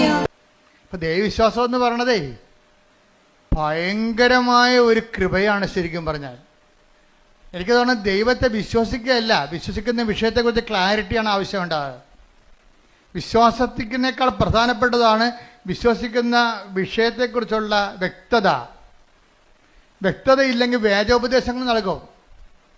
വിശ്വാസത്തെക്കുറിച്ചോ ദൈവത്തെക്കുറിച്ചോ ഇപ്പം ഞാൻ എന്തുകൊണ്ടാണ് ഞാൻ നിങ്ങളോട് ഇത്രയും ക്ലിയർ കട്ടായിട്ട് പറയണത്? ഞാൻ അമ്മയെ നേരിട്ട് കണ്ടതുകൊണ്ടാണ്. അമ്മയെ നേരിട്ട് കണ്ടിട്ടുള്ള അതിന് ശേഷമുള്ള എൻ്റെ നിലപാടുകളും അമ്മയെ കാണുന്നുമുള്ള നിലപാടുകൾക്കും വ്യത്യാസമുണ്ട്. നേരത്തെ കാണുന്നതിന് മുമ്പ് ആൾക്കാരെ കോംപ്രമൈസ് ചെയ്താണ് ഞാൻ സംസാരിച്ചുകൊണ്ടിരുന്നത്. അതിനെക്കുറിച്ച് ഇരിക്കുന്ന പശ്ചാത്താപമുണ്ട്. അതായത് ദൈവത്തെക്കുറിച്ച് വ്യക്തതയില്ലെന്നുണ്ടെങ്കിൽ ആൾക്കാർ ഒത്തുതീർപ്പിന് വിധേയമാകും. അതും ശരി, ആ മതവും ശരി, ഈ മതവും ശരി, അവർ കാണിക്കണത് ശരി, ഇവർ കാണിക്കണത് ശരി. ആൾക്കാർക്ക് ദൈവത്തെക്കാൾ പ്രാധാന്യം കൊടുക്കും. മാധ്യമങ്ങളിലൂടെയൊക്കെ എന്തുമാത്രം പ്ലീസിങ് ആയിട്ടുള്ള കാര്യങ്ങളാണ് മാധ്യമം പ്രാധാന്യം കൊടുക്കുന്നത്. അതിനുവേണ്ടി ഞാൻ ദൈവത്തെ പോലും വിറ്റിട്ട് ജനങ്ങളുടെ കൂടെ കൂടും. ഇത് ദൈവത്തെക്കുറിച്ച് വ്യക്തതയില്ലാത്തതിൻ്റെ ലക്ഷണമാണിത്. അത് സഭയുടെ ഉന്നത ശ്രേണിയിൽ ഇരിക്കുന്നവർക്ക് പോലും ഈ അസുഖം വരാൻ സാധ്യതയുണ്ട്. എന്താ കാര്യം? എപ്പോഴും മീഡിയാസിനെ ഇങ്ങനെ കണ്ടുകൊണ്ടിരിക്കുമ്പോൾ ആൾക്കാർക്ക് അപ്പീലിംഗ് ആയിട്ടുള്ള കാര്യങ്ങൾ പറയാൻ വേണ്ടി ബാധ്യസ്ഥമായി പെടുമ്പോൾ ദൈവത്തെ നമ്മൾ തള്ളി മാറ്റിയിട്ട് ജനങ്ങളുടെ കൂടെ കൂടും.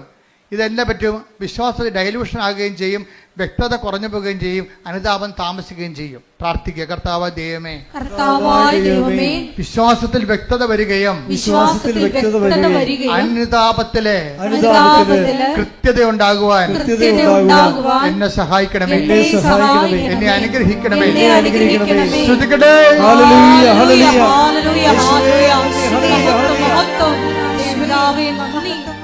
അനുതാപത്തെക്കുറിച്ച് എന്തുകൊണ്ടാണ് അനുതാപം ജനിക്കാത്തതിൻ്റെ കാരണം എന്തുകൊണ്ടാണ്? അതിൻ്റെ ഒരു കാരണം ദൈവത്തെക്കുറിച്ച് വ്യക്തതയില്ലാത്തത് കൊണ്ടും വിശ്വസിക്കുന്ന കാര്യത്തെക്കുറിച്ച് കൃത്യതയില്ലാത്തത് കൊണ്ടാണ്. രണ്ടാമത്തേത് എന്തുകൊണ്ടാണ്? ദൈവത്തെ മാറ്റി നിർത്തിക്കൊണ്ടൊരു സ്നേഹം. ഇപ്പം നമ്മൾ സ്നേഹത്തിൻ്റെ ഒരു കുഴപ്പമുണ്ട്. സ്നേഹത്തിന് ഒരു കുഴപ്പമുണ്ട്.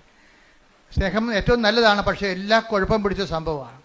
സ്നേഹം ഇങ്ങോട്ട് വന്നു കഴിഞ്ഞാൽ ചിലർക്ക് സ്നേഹത്തിന് ഓവർ പ്രാധാന്യം വരും. അപ്പം വിവേചനം നഷ്ടപ്പെടും. പൗലോസ് അപ്പോസ്തലനെ പോലും വഴിതെറ്റിച്ചൊരു സംഭവമാണത്. തിമോത്തിയോട് പുള്ളിക്ക് ഭയങ്കര ഇഷ്ടമായിരുന്നു. തിമോത്തിക്ക് ഭയങ്കര വയറുവേദനയായിരുന്നു. അപ്പോൾ ഒരു പ്രാവശ്യം തിമോത്തിയോട് പറഞ്ഞേടാ, വയറുവേദന കൊണ്ട് സഹിക്കാൻ പറ്റണില്ല എന്നൊക്കെ പറഞ്ഞ് പുള്ളിക്കും വയറുവേദന ഉണ്ടായിരുന്ന ആളാണ് ഈ പൗലോസ് അപ്പോസ്തലന്. ആൾസറൊക്കെ ഉണ്ടായിരുന്ന ആളാണ്. അപ്പോൾ ഈ വേദന, തിമോത്തിയുടെ വേദന പുള്ളിക്ക് മനസ്സിലാകും. അപ്പം തിമോത്തിയോട് പറഞ്ഞ്, എടാ അത്ര വേദനയാണെങ്കിൽ ഇത്തിരി വീഞ്ഞ് ഉപയോഗിക്കണേ, വലിയ കുഴപ്പമില്ലെന്ന് പറഞ്ഞു. അതാണ് ഇപ്പോൾ വെള്ളം അടിക്കണന്മാരെല്ലാം പറയണത്. പൗലോസ് അപ്പോസ്തലൻ പറഞ്ഞിട്ടുണ്ട് വെള്ളം അടിക്കാമെന്ന്. അത് ഒരു ഇത്തിരി സ്നേഹം കൊണ്ട് ഒരു സാധനം പെസയിപ്പിക്കണത്, ഒരു കോംപ്രമൈസ്, ഒത്തുതീർപ്പ് കാണിച്ചതാണ്. എവിടെയെങ്കിലും ഒത്തുതീർപ്പ് വന്നു കഴിഞ്ഞാൽ പിശാച് അത് കൃത്യമായിട്ട് മുതലെടുക്കും. അതുകൊണ്ടാണ് മറ്റുള്ളവർക്ക് അംബികസ് ഉണ്ടാക്കരുതെന്ന് പറഞ്ഞതിൻ്റെ കാരണം. എവിടെയെങ്കിലും ഒരു ഒത്തുതീർപ്പ് വന്നാൽ പിശാച് തന്ത്രപരമായിട്ട് നമ്മളത് ഉപയോഗിക്കുകയും ചെയ്യും, മുതലെടുക്കുകയും ചെയ്യും. അതുകൊണ്ട് തന്നെ ഈ വ്യക്തിതയിൽ നിങ്ങൾ സ്നേഹം കൂടുമ്പോൾ ആ സ്നേഹം കർത്താവ് പറയും എന്താണ്, എല്ലാത്തിലുപരിയായി ദൈവത്തെ. അതാണ് വിഷയം പറയുന്നത്. അതുകൊണ്ട് കൽപ്പന വെച്ച് സെസ് ചെയ്യണതിൻ്റെ കാരണം അതാണ്. എന്നെക്കാൾ ഉപരി സ്വന്തം ഭാര്യയെ സ്നേഹിക്കുന്നവൻ ഐ ഡോണ്ട് വാണ്ട്. എന്തുകൊണ്ടാണ്? ഈശോയ്ക്ക് ആ വിഷയത്തിൽ കൃത്യതയുണ്ട്. കർത്താവ് അങ്ങനെ പറയാമോ? ഈശോയെ നീ തന്നെയല്ലേ പറഞ്ഞത് ഒരു ശരീരമാണെന്ന്. ഒരു ശരീരമാണെന്ന് നീയല്ലേ തന്നെ പറഞ്ഞതേ. എന്നിട്ട് ഇപ്പം എന്താ പറയണത്? എന്നേക്കാൾ ഉപരി ഈ ഒരു ശരീരത്തിൻ്റെ പേരിൽ സ്നേഹിക്കാൻ പോയാൽ ദൈവത്തെ മാറ്റി നിർത്തിക്കൊണ്ട് വൈഫിനെയോ ഭർത്താവിനെ സ്നേഹിച്ച ഐ ഡോണ്ട് വാണ്ട് എന്ന് വെച്ച് കഴിഞ്ഞാൽ എന്താ അർത്ഥം? ദൈവത്തിന് ഒന്നാം സ്ഥാനം കൊടുക്കുന്നില്ലെങ്കിൽ നിന്റെ സ്നേഹങ്ങളെല്ലാം ശരിക്കും ചോദ്യചിഹ്നമായിട്ട് മാറും.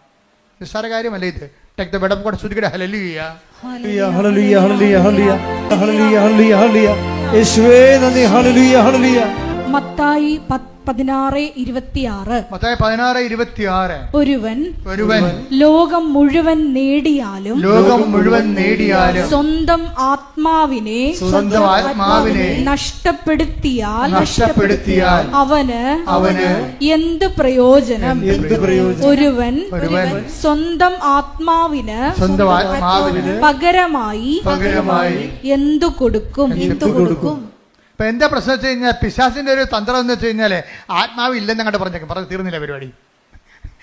കർത്താവ് കടക്കൽ കൊണ്ട് കത്തി വെച്ചിരിക്കുകയാണ്. വൃക്ഷങ്ങളുടെ വേരിനെ കൊടാലേക്ക് പറഞ്ഞിരിക്കുന്നത് എന്താണ്?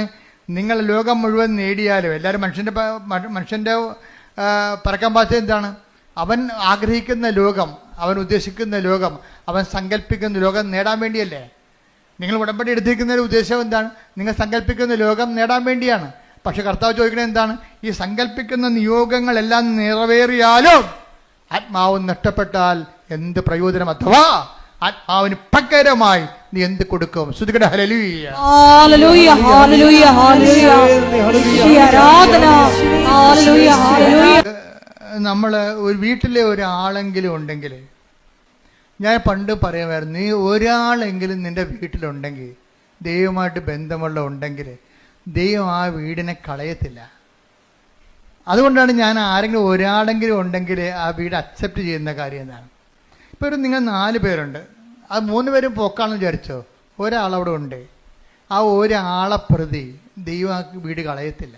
ഇപ്പം എൻ്റെ വൈഫിൻ്റെ കാശവും കളഞ്ഞ്, വൈഫിൻ്റെ ജോലിയും പോയി, അവിടെ വീടെല്ലാം കൂപ്പുകുത്തുകയാണ് ഇപ്പോൾ ജെയ്സൻ്റെ. അപ്പോൾ ജെയ്സൻ്റെ വീട് കൂപ്പുകുത്തിയപ്പോൾ ജെയ്സൻ്റെ ശ്രദ്ധയിൽപ്പെട്ട് ഈ സംഭവം എല്ലാം കൈവിട്ട് പോകണമല്ല എന്ന് വിചാരിച്ച്. അപ്പോഴും ഒരാൾ കറങ്ങി തിരിഞ്ഞ് ഇയാളുടെ വീട്ടിൽ വരും. അമ്മ അങ്ങനെ ആളെ സെൻഡ് ചെയ്യും,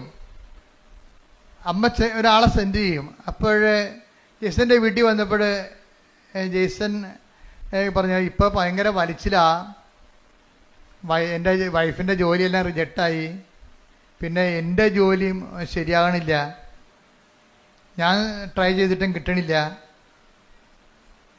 കടയൊക്കെ വിൽക്കാൻ പോവുകയാണ് എന്ന് പറഞ്ഞു. അപ്പോൾ ഉടനെ അയാൾ പറഞ്ഞേ, കൃപാസനി പോയായിരുന്നു, ഉടമ്പടി എടുത്തായിരുന്നു. ആരെടുത്ത്? വൈഫാണ് എടുത്തിരിക്കണത്. അപ്പോൾ ഉടനെ ഈ ആ കൂട്ടുകാരൻ പറയവേ, ഏയ് നീയല്ലേ എടുക്കേണ്ടതല്ലേ, വൈഫല്ലല്ല എടുക്കേണ്ടത്. തെറ്റിപ്പോയി, എടുത്തപ്പോൾ തെറ്റിപ്പോയി. ജെയ്സൺ ഈ സമയത്ത് സ്കൂട്ടായതാണ്. വൈഫിൻ്റെ ഇടയ്ക്ക് വെച്ചിട്ട് അവളെ ഉപവസിക്കട്ടെ, ഞാനിങ്ങനെ തോന്നിയ ദിവസം തെറിയും പറഞ്ഞ് നടക്കുന്ന ആളല്ലേ. അതുകൊണ്ട് വൈഫിനെ കൊണ്ട് എടുപ്പിച്ച്, പക്ഷേ ഉടമ്പടി ഇവിടെ അക്സെപ്റ്റ് ആയിട്ടില്ല. കാശുരൂപം കാണാതെ പോയി. കാര്യം എന്താ? ഈ ഉടായ്പ് ജെയ്സന്റെ കയ്യിൽ ഈ ഉടായ്പിരിപ്പുണ്ട്. എന്താ കാര്യം? വൈഫിനെ കൊണ്ട് ഉടമ്പടി എടുപ്പിച്ചിട്ട് പുള്ളിക്ക് കൈ നനയാതെ മീൻ പിടിക്കണം. ഇത് നടക്കത്തില്ല. ഈ സംഭവം നടക്കത്തില്ല. ഇത് എപ്പോഴും നമ്മൾ ശ്രദ്ധിക്കണം കേട്ടോ. നിങ്ങൾ അപ്പനെയും അമ്മനെയും കൊണ്ട്, നിങ്ങളുടെ കാര്യത്തിന് അപ്പനെയും അമ്മനെയും കൊണ്ട് ഉടമ്പടി എടുപ്പിക്കുന്നതിനേക്കാൾ നല്ലത് നിങ്ങൾ തന്നെ എടുക്കുന്നതാണ് നല്ലത്. കാരണം ദൈവം സത്യസന്ധമായിട്ട് നിൽക്കുന്ന കാരണം നിങ്ങളുടെ കള്ളക്കളികളെല്ലാം ദൈവത്തിന് അറിയാൻ പറ്റും. അതുകൊണ്ട് അത് ഇപ്പം നിങ്ങളുടെ വീട്ടിൽ കാശുരൂപൊക്കെ ഇരിപ്പുണ്ടാവും, പക്ഷെ ഉടമ്പടി കളഞ്ഞു പോയി കാണും. എന്താ കാര്യം? ദൈവത്തിനറിയാം ഇത് നിങ്ങളുടെ വിഷയമല്ല, യഥാർത്ഥ പ്രതി വേറെയാണ്. ഇപ്പം പോലീസുകാർ കൊലപാതകമൊക്കെ നടന്നു കഴിയുമ്പോൾ പാർട്ടിക്കാരൊക്കെ വേറെ പ്രതികളെ കൊടുക്കുമല്ല. ഇപ്പോൾ ഉണ്ടാകുന്നറിയത്തില്ല, പണ്ടൊക്കെ ഉണ്ടായിരുന്നു, സത്യമായിട്ട് ഉണ്ടായിരുന്നു. അപ്പം പെട്ടെന്ന് ആൾക്കാർ തണുത്ത് കുത്തിക്കൊന്നവനെ പിടിച്ചെന്ന് പറഞ്ഞപ്പോൾ തന്നെ തണുത്ത്. ആ പിടിച്ചവനാരാണ്? അവനിതോട്ടൊരു ബന്ധമില്ല, അവൻ സ്ഥിരമായിട്ട് പിടികൊടുക്കുന്ന ആളാണ്. പക്ഷെ പത്രത്തെ പേര് വരും, അത് വരുമ്പോൾ പ്രതിയെ പിടിച്ചു. പക്ഷേ ഇത് പോലീസിലും നാട്ടിലൊക്കെ നടക്കും, പക്ഷെ ദൈവത്തിനൊന്നും നടക്കത്തില്ല. പ്രതി ആരാണ്? ജെയ്സനാണ്. പിടിച്ചിരിക്കുന്ന ആരാണ്? ഭാര്യയാണ് പിടിച്ചിരിക്കുന്നത്. അത് ഏക്കത്തില്ല, സംഭവം ചെയ്തില്ല, അത് റിജക്റ്റായി. കാശുരൂപം പോയി, മൊത്തം സാധനം ഉടമ്പടി വെച്ച സാധനം മൊത്തം തിരിച്ചു വരാൻ തുടങ്ങി. അപ്പോഴേ കൂട്ടുകാരൻ പക്ഷെ പറഞ്ഞപ്പോൾ ദൈവം ഇവരെ കൈവിടാഞ്ഞത് കൊണ്ട്, ദൈവം ഇതിൻ്റെ പിന്നിലുള്ളത് കൊണ്ട്, കൂട്ടുകാരൻ പറഞ്ഞപ്പോൾ തന്നെ ജെയ്സന് പെട്ടെന്ന് കത്തി. ശരിയാണല്ല, നിൻ്റെ കയ്യിലല്ലേ ഉടായിപ്പിരിക്കണത്. പക്ഷെ അയാളെ ബേസിക്കായിട്ട് നല്ല മനുഷ്യനാണ്, അതുകൊണ്ടല്ല അയാൾ പിന്നീട് ഉടമ്പടി വിജയിക്കണത്. അയാൾ മോശംകാരനല്ല. ഈ ഉടമ്പടി എടുത്തിട്ട് അതിൻ്റെ ചമ്മലിൽ ചെന്ന് ചാരണ്ട എന്ന് വിചാരിച്ചുകൊണ്ട് പുള്ളിക്ക് ഫ്രീ ആയിട്ട് പോകാൻ വേണ്ടി ഒരു ഫ്രീ മൂവിങ്ങിന് വേണ്ടി ചെയ്തതാണ്. ഫ്രീ മൂവിങ്ങിന് വേണ്ടി എന്ത് ചെയ്ത്? ദൈവത്തെ ഒഴിവാക്കി. അതും ദൈവത്തെ അംഗീകരിക്കണത് പോരായ്മയായിട്ട് കരുതിയതാണ്. ജീസൻ പറയുന്നുണ്ട്, എൻ്റെ വളർച്ച എൻ്റെ കഴിവ് കൊണ്ടാണെന്ന് ഞാൻ ധരിച്ചത് കൊണ്ടാണെന്ന്. നല്ല ഷെഫല്ലേ പുള്ളി. അപ്പം നിങ്ങൾക്ക് എക്സ്പീരിയൻസ് ആകാം, നിങ്ങൾ ചിലപ്പോഴേ നിങ്ങൾക്ക് നല്ല എക്സ്പീരിയൻസ് ഉണ്ടാകാം, നല്ല ബുദ്ധി ഉണ്ടാകാം. നിങ്ങളുടെ മാർക്ക് വർഷം നിങ്ങളുടെ ഇത്രയും നല്ല നിങ്ങളുടെ മാർക്കെല്ലാം പരിശോധിക്കുമ്പോൾ നിങ്ങളുടെ ബുദ്ധിയുടെ ഒരു വലിയ കോൺഫിഡൻസ് ഉണ്ടാകാം. പക്ഷെ ദൈവത്തിന് നിങ്ങൾക്ക് നിങ്ങളുടെ താല്പര്യം ഉണ്ടെന്നുണ്ടെങ്കിൽ, അല്ലാത്തെങ്കിൽ നിങ്ങളിങ്ങനെ ഇതിൻ്റെ പുറകെ പോയി വല്ല ശാസ്ത്രജ്ഞ വല്ലതൊക്കെ ആയിട്ട് കൊടുക്കുമ്പോൾ ചത്തുപോകാൻ പറയും. ദൈവമാണ്. പക്ഷെ നിങ്ങളിൽ ദൈവത്തിന് ആകർഷണമായ എന്തെങ്കിലും കണ്ടന്റ് വൈസ് നിങ്ങളുടെ കുടുംബത്തിലോ ഉണ്ടെങ്കിൽ നിങ്ങൾ ദൈവത്തിൻ്റെ ആളാണ്. അതാണ് ഞാൻ ആദ്യമേ പറഞ്ഞത്. നിങ്ങൾ ക്രിസ്തുവിനുള്ളവരാണെങ്കിൽ അത് ക്രിസ്തു നിങ്ങളെ കൈമോശം സൂക്ഷിക്കും. ക്രിസ്തു ഇല്ലെങ്കിൽ പ്രശ്നമൊന്നുമില്ല, ദൈവത്തിന് റിസ്ക് ഇല്ല കാര്യത്തിൽ. എവിടെയെങ്കിലും പോയി തൊലയണമെന്ന് പറയും, നോ പ്രോബ്ലം. ക്രിസ്തുവിനുള്ളതെന്ന് പറഞ്ഞാൽ എന്താണ്? ക്രിസ്തുവിനാലിൻ്റെ വിശുദ്ധമായ രക്തത്താൽ വീണ്ടെടുക്കപ്പെട്ടവനാണ്, വീണ്ടെടുക്കപ്പെട്ടവളാണ് ഞാനെന്ന രീതിയിൽ ക്രിസ്തുവിനോടൊരു വിശ്വാസവും ഒരു സ്നേഹവും ഒക്കെ നമുക്കുണ്ടെങ്കിൽ നമ്മൾ അതിൻ്റെ പേരിൽ നമ്മുടെ ജീവിതം ക്രിസ്തുവിൻ്റെ വാക്കിന് അനപേക്ഷിതമായിട്ട് ക്രമീകരിക്കാൻ ഉദ്ദേശിക്കുന്നവരാണ്. അതിനെ ഉദ്ദേശിക്കാനുള്ള സാധ്യതയുണ്ട്. എപ്പോഴെങ്കിലുമായിട്ട് ഞാൻ ദൈവത്തിലേക്ക് തിരിച്ചു വരും എന്നൊക്കെ ഉള്ളൊരു മാനസിക അവസ്ഥയാണെങ്കിൽ നിങ്ങൾ ക്രിസ്തുവിനുള്ള ആൾക്കാരാണ്. ക്രിസ്തുവുള്ളവരാണെങ്കിൽ എന്ത് ചെയ്യും? നിങ്ങളെ ഹെൽപ്പ് ചെയ്യാൻ വേണ്ടി ദൈവം ആരെങ്കിലും നിശ്ചയിക്കും. അങ്ങനെയാണ് ഈ കൂട്ടുകാരൻ ജെയ്സൻ്റെ വീട്ടിൽ വരണത്. അപ്പോൾ ജെയ്സൺ പറയും, ശരി നിങ്ങളെ പറഞ്ഞപ്പോഴേക്കും മനസ്സിലായി, എന്നാൽ ഞാൻ പോയി ഉടമ്പടി എടുക്കാമെന്ന് പറഞ്ഞു. അപ്പോൾ ജെയ്സൺ വൈഫിനെയും കൂട്ടി വരും. വൈഫിനോട് പറയും നമുക്ക് കൃപാസനത്തിൽ പോകാം. അപ്പോൾ വൈഫ് ചോദിക്കും, എന്തിനാ എന്തിനാ? അല്ല ഉടമ്പടി എടുക്കാൻ. അല്ല അത് ഞാൻ എടുത്തോളാം, നീ എടുക്കണ്ട. അപ്പോൾ വൈഫ് ചോദിക്കും, നിങ്ങളെടുക്കുക? അച്ഛൻ പറഞ്ഞ് കേട്ടിട്ടില്ലേ, ആലപ്പുഴ വന്ന് പണി മേടിക്കരുതെന്ന്. നിങ്ങളെടുക്കുക.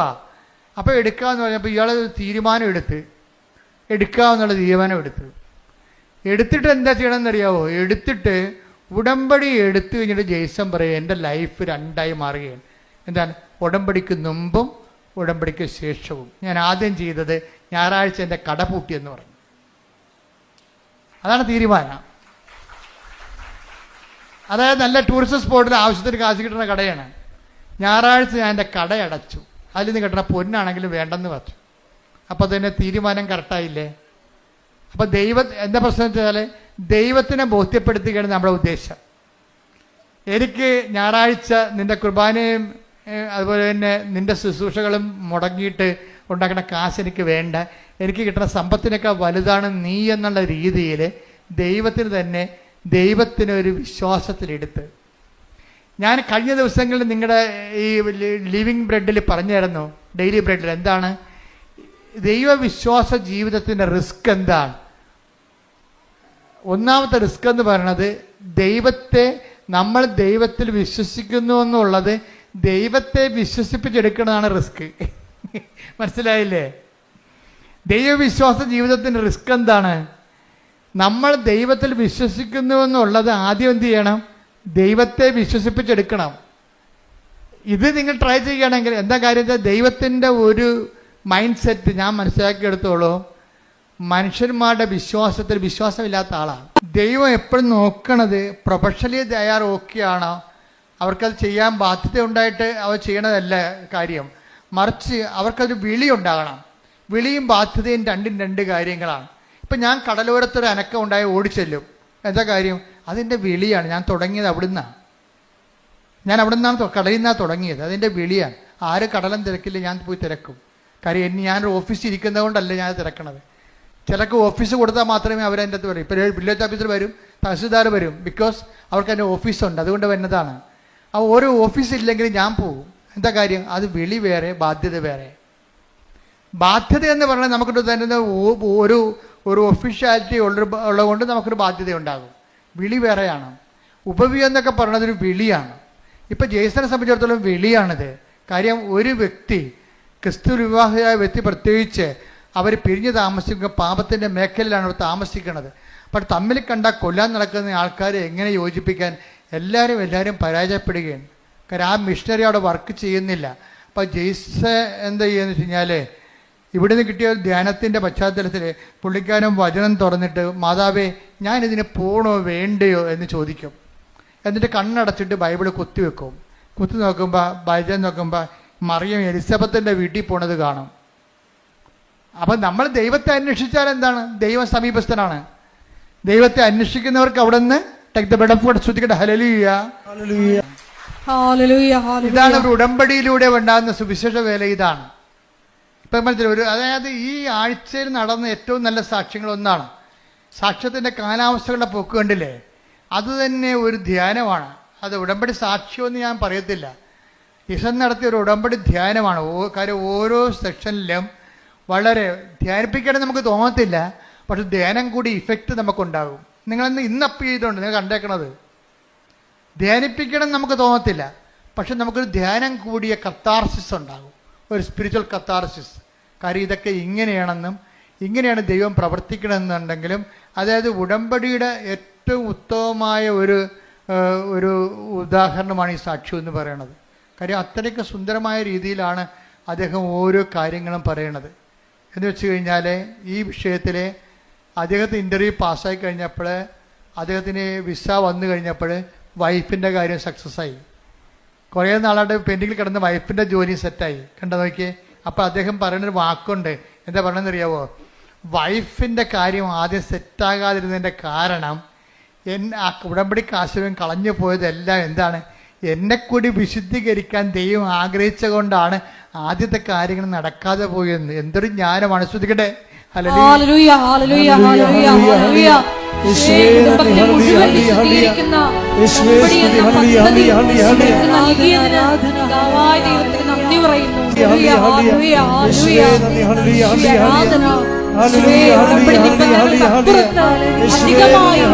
അറിയിക്കുവാൻ നിന്റെ നാമത്തിൽ ശുശ്രൂഷ ചെയ്യുവാൻ ഈ ആരാധനയിലൂടെ ഞങ്ങൾ അഭിഷേകം ചെയ്യണമേ.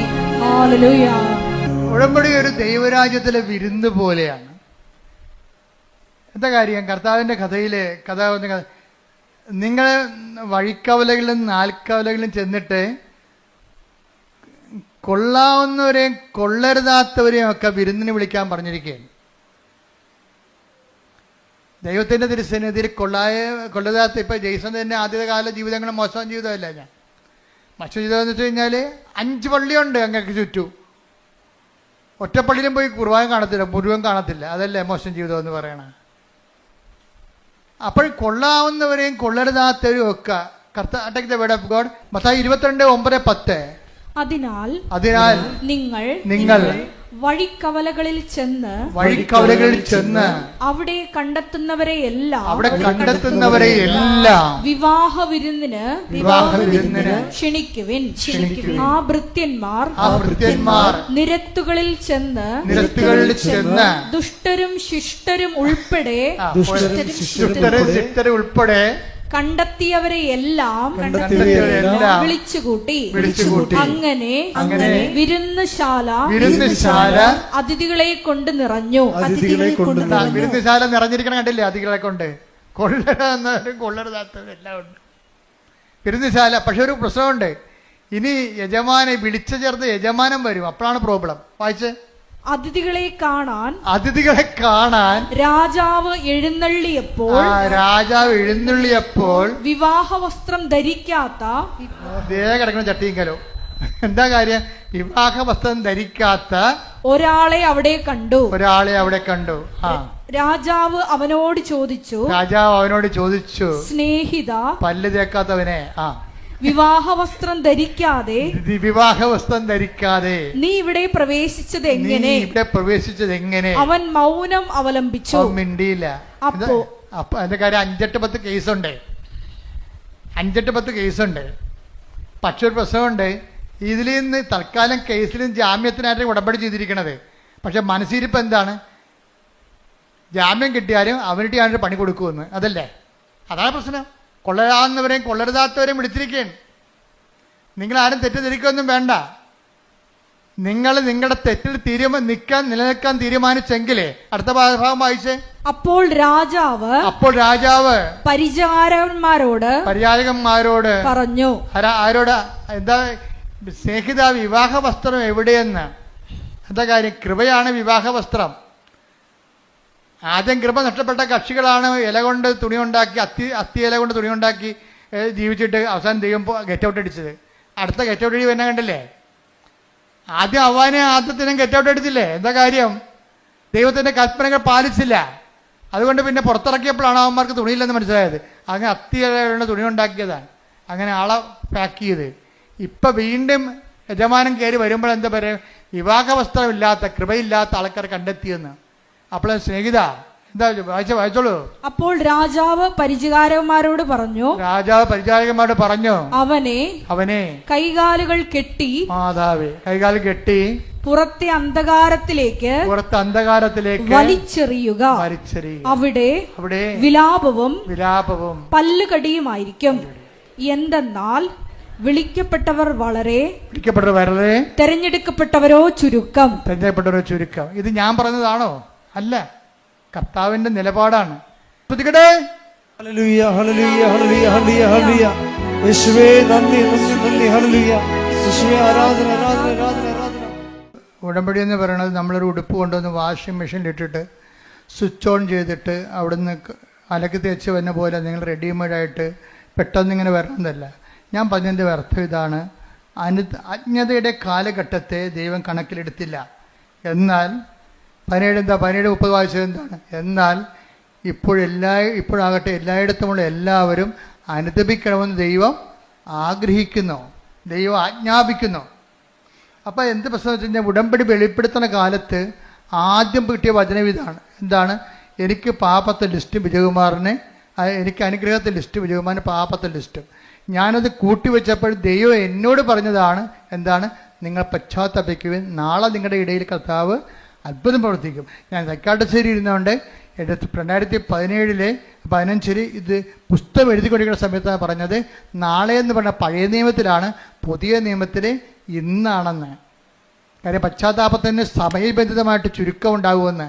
സക്കേവൂസിന്റെ കർത്താവ് പറഞ്ഞത് ഇന്നീ ഭവനത്തിന് രക്ഷ കൈവന്നിരിക്കണം. അപ്പോൾ ഒരു നിമിഷം നേരത്തെ നീ കർത്താവിൽ വിശുദ്ധീകരിച്ചാൽ ഉടമ്പടി അത്രയും പെട്ടെന്ന്. അതുകൊണ്ട് ആദ്യകാലം തന്നെ കൃപാസനത്തിൻ്റെ പത്രത്തിൻ്റെ മുഖപേജിൽ ഉടമ്പടി ഉടനടി പരിഹാരം എന്നാണ് കണ്ടത്. ഉടനടി പരിഹാരം. ഇപ്പോഴും അത് മാറ്റിയിട്ടൊന്നുമില്ല. കാര്യം നമ്മൾ ആ ഫ്രണ്ട് പേജിലൊക്കെ നോക്കിക്കഴിഞ്ഞാൽ മനസ്സിലാകും ഉടനടി ഉണ്ടായ പരിഹാരങ്ങൾ തന്നെ എഴുതിയിരിക്കണം അവിടെ.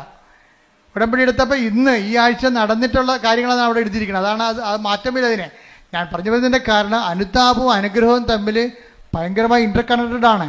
ഇപ്പം ജെയ്സനെ സംബന്ധിച്ചിടത്തോളം അനുതാപവും കിട്ടിയപ്പോൾ എന്നാ പറ്റി? 12 കൊല്ലം മുമ്പ് നടന്ന സംഭവമാണ് ഇപ്പോൾ എഴുതിയിരിക്കുന്നത്. 2012 ഗ്രീസിൽ റെസ്റ്റോറൻറ്റിൽ അപേക്ഷ കൊടുത്തിരിക്കുന്നത്. 2012 വരെ ആരും കോൾ ഫോർ ചെയ്തില്ല. ജെയ്സൺ പറഞ്ഞ ഷങ്കൻ വിസയ്ക്ക് വേണ്ടിയാണ് ഞാൻ അപേക്ഷിച്ചത്. അതിൽ ഡോക്യുമെൻ്റ് മുഴുവനും തെറ്റായിരുന്നു. അപ്പം അതിനെ പ്രാർത്ഥിക്കാൻ പോലും എനിക്ക് പറ്റത്തില്ലായിരുന്നു ഷങ്കൻ വിസയ്ക്ക്. പക്ഷെ ഞാനെങ്ങനെ പ്രാർത്ഥിക്കും? അത് കാരണം എനിക്ക് അനുതാപം ഉണ്ടായി. കർത്താവേ, ഞാൻ വിസ ചെയ്തിരിക്കുന്നത് തെറ്റായിരുന്നല്ലോ. എനിക്ക് അനുതാപം ഉണ്ടായി. അനുതാപം ഉണ്ടായപ്പോൾ 12 പോയിട്ട് 24 ആയപ്പോൾ ജെയ്സൺ അനുദപിച്ചപ്പോൾ എന്ത് ചെയ്ത് അവർ ആ 12 കഴിഞ്ഞിട്ട് 10 വർഷത്തിന് ശേഷം ആ വിസ കോൾ ഫോർ ചെയ്യുകയാണ്. കാര്യം അനുതാപം തന്നെയാണ് എൻ്റെ പ്രധാനപ്പെട്ട കാര്യം. അനുഗ്രഹം താമസിക്കാനുള്ള പ്രധാനപ്പെട്ട കാര്യങ്ങൾ ഒന്ന് അനുതാപം തന്നെയാണ്.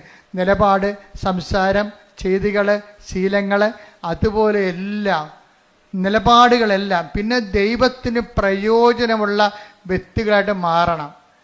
കാരണം നിങ്ങൾ എന്ത് ചെയ്തു എന്നുള്ളതല്ല, you have done it with what disposition. നിങ്ങൾ എന്ത് മനോഭാവത്തില്ലേ. അതുകൊണ്ടാണ് ആ വിധവയുടെ ചിലിക്കാശെടുത്ത് ശ്രുതികട്ടെ. ഹല്ലേലൂയ ഹല്ലേലൂയ ഹല്ലേലൂയ ഹല്ലേലൂയ. യേശുവേ നന്ദി. ഹല്ലേലൂയ ഹല്ലേലൂയ ഹല്ലേലൂയ. യേശുവേ ആരാധന ആരാധന ആരാധന ആരാധന. യേശുവേ നന്ദി. മഹത്വം മഹത്വം മഹത്വം. Hallelujah hallelujah. ഉടമ്പടി പ്രാർത്ഥന ഉടനടി പരിഹാരമേകും. ഉടമ്പടി പ്രാർത്ഥന ഉടനടി പരിഹാരമേകും.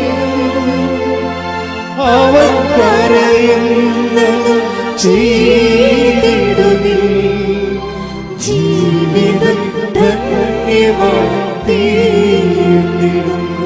എല്ലാവരും എഴുന്നേൽക്കുക. രോഗമുള്ളടുത്ത് കൈകൾ വെച്ച് പ്രാർത്ഥിക്കുമ്പോൾ ഓൺലൈനിലുള്ളവർക്ക് സൗഖ്യം ലഭിക്കുന്ന കുറേ സാക്ഷ്യങ്ങൾ ഈ ആഴ്ച ഉണ്ടായിട്ടുണ്ട്.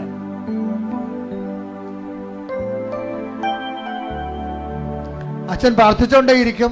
നമ്മൾ കർത്താവിൻ്റെ വചനം കേട്ട് വിശുദ്ധീകരിച്ചും ശക്തീകരിച്ചും ഇരിക്കുന്ന ദൈവാഭിഷേകത്തിൻ്റെ സമയമാണ്. അതുകൊണ്ട് നിങ്ങൾ രോഗമുള്ളിടത്തേക്ക് കൈകൾ മാറ്റിക്കൊണ്ടേയിരിക്കണം, മാറ്റി പ്രാർത്ഥിച്ചുകൊണ്ടേയിരിക്കണം. നിങ്ങളുടെ ബന്ധുക്കൾ, സ്വന്തപ്പെട്ട സഹോദരങ്ങൾ ഇവിടെ ഇല്ല എന്നുണ്ടെങ്കിൽ അവർക്ക് വേണ്ടി നിങ്ങൾക്ക് നിങ്ങളുടെ ശരീരത്തെ കൈവച്ച് പ്രാർത്ഥിക്കാവുന്നതാണ്. എല്ലാം കാണുന്ന ദൈവം എല്ലാத்தைയും റെക്ടിഫൈ ചെയ്യട്ടെ. ശ്രദ്ധിക്കട്ടെ. ഹല്ലേലൂയ, ഹല്ലേലൂയ, ഹല്ലേലൂയ, ഹല്ലേലൂയ. മഹത്വം, മഹത്വം, ആരാധന, ആരാധന. ഹല്ലേലൂയ, ഹല്ലേലൂയ, ഹല്ലേലൂയ. യേശുവേ നന്ദി, യേശുവേ ആരാധന. ഹല്ലേലൂയ, ഹല്ലേലൂയ.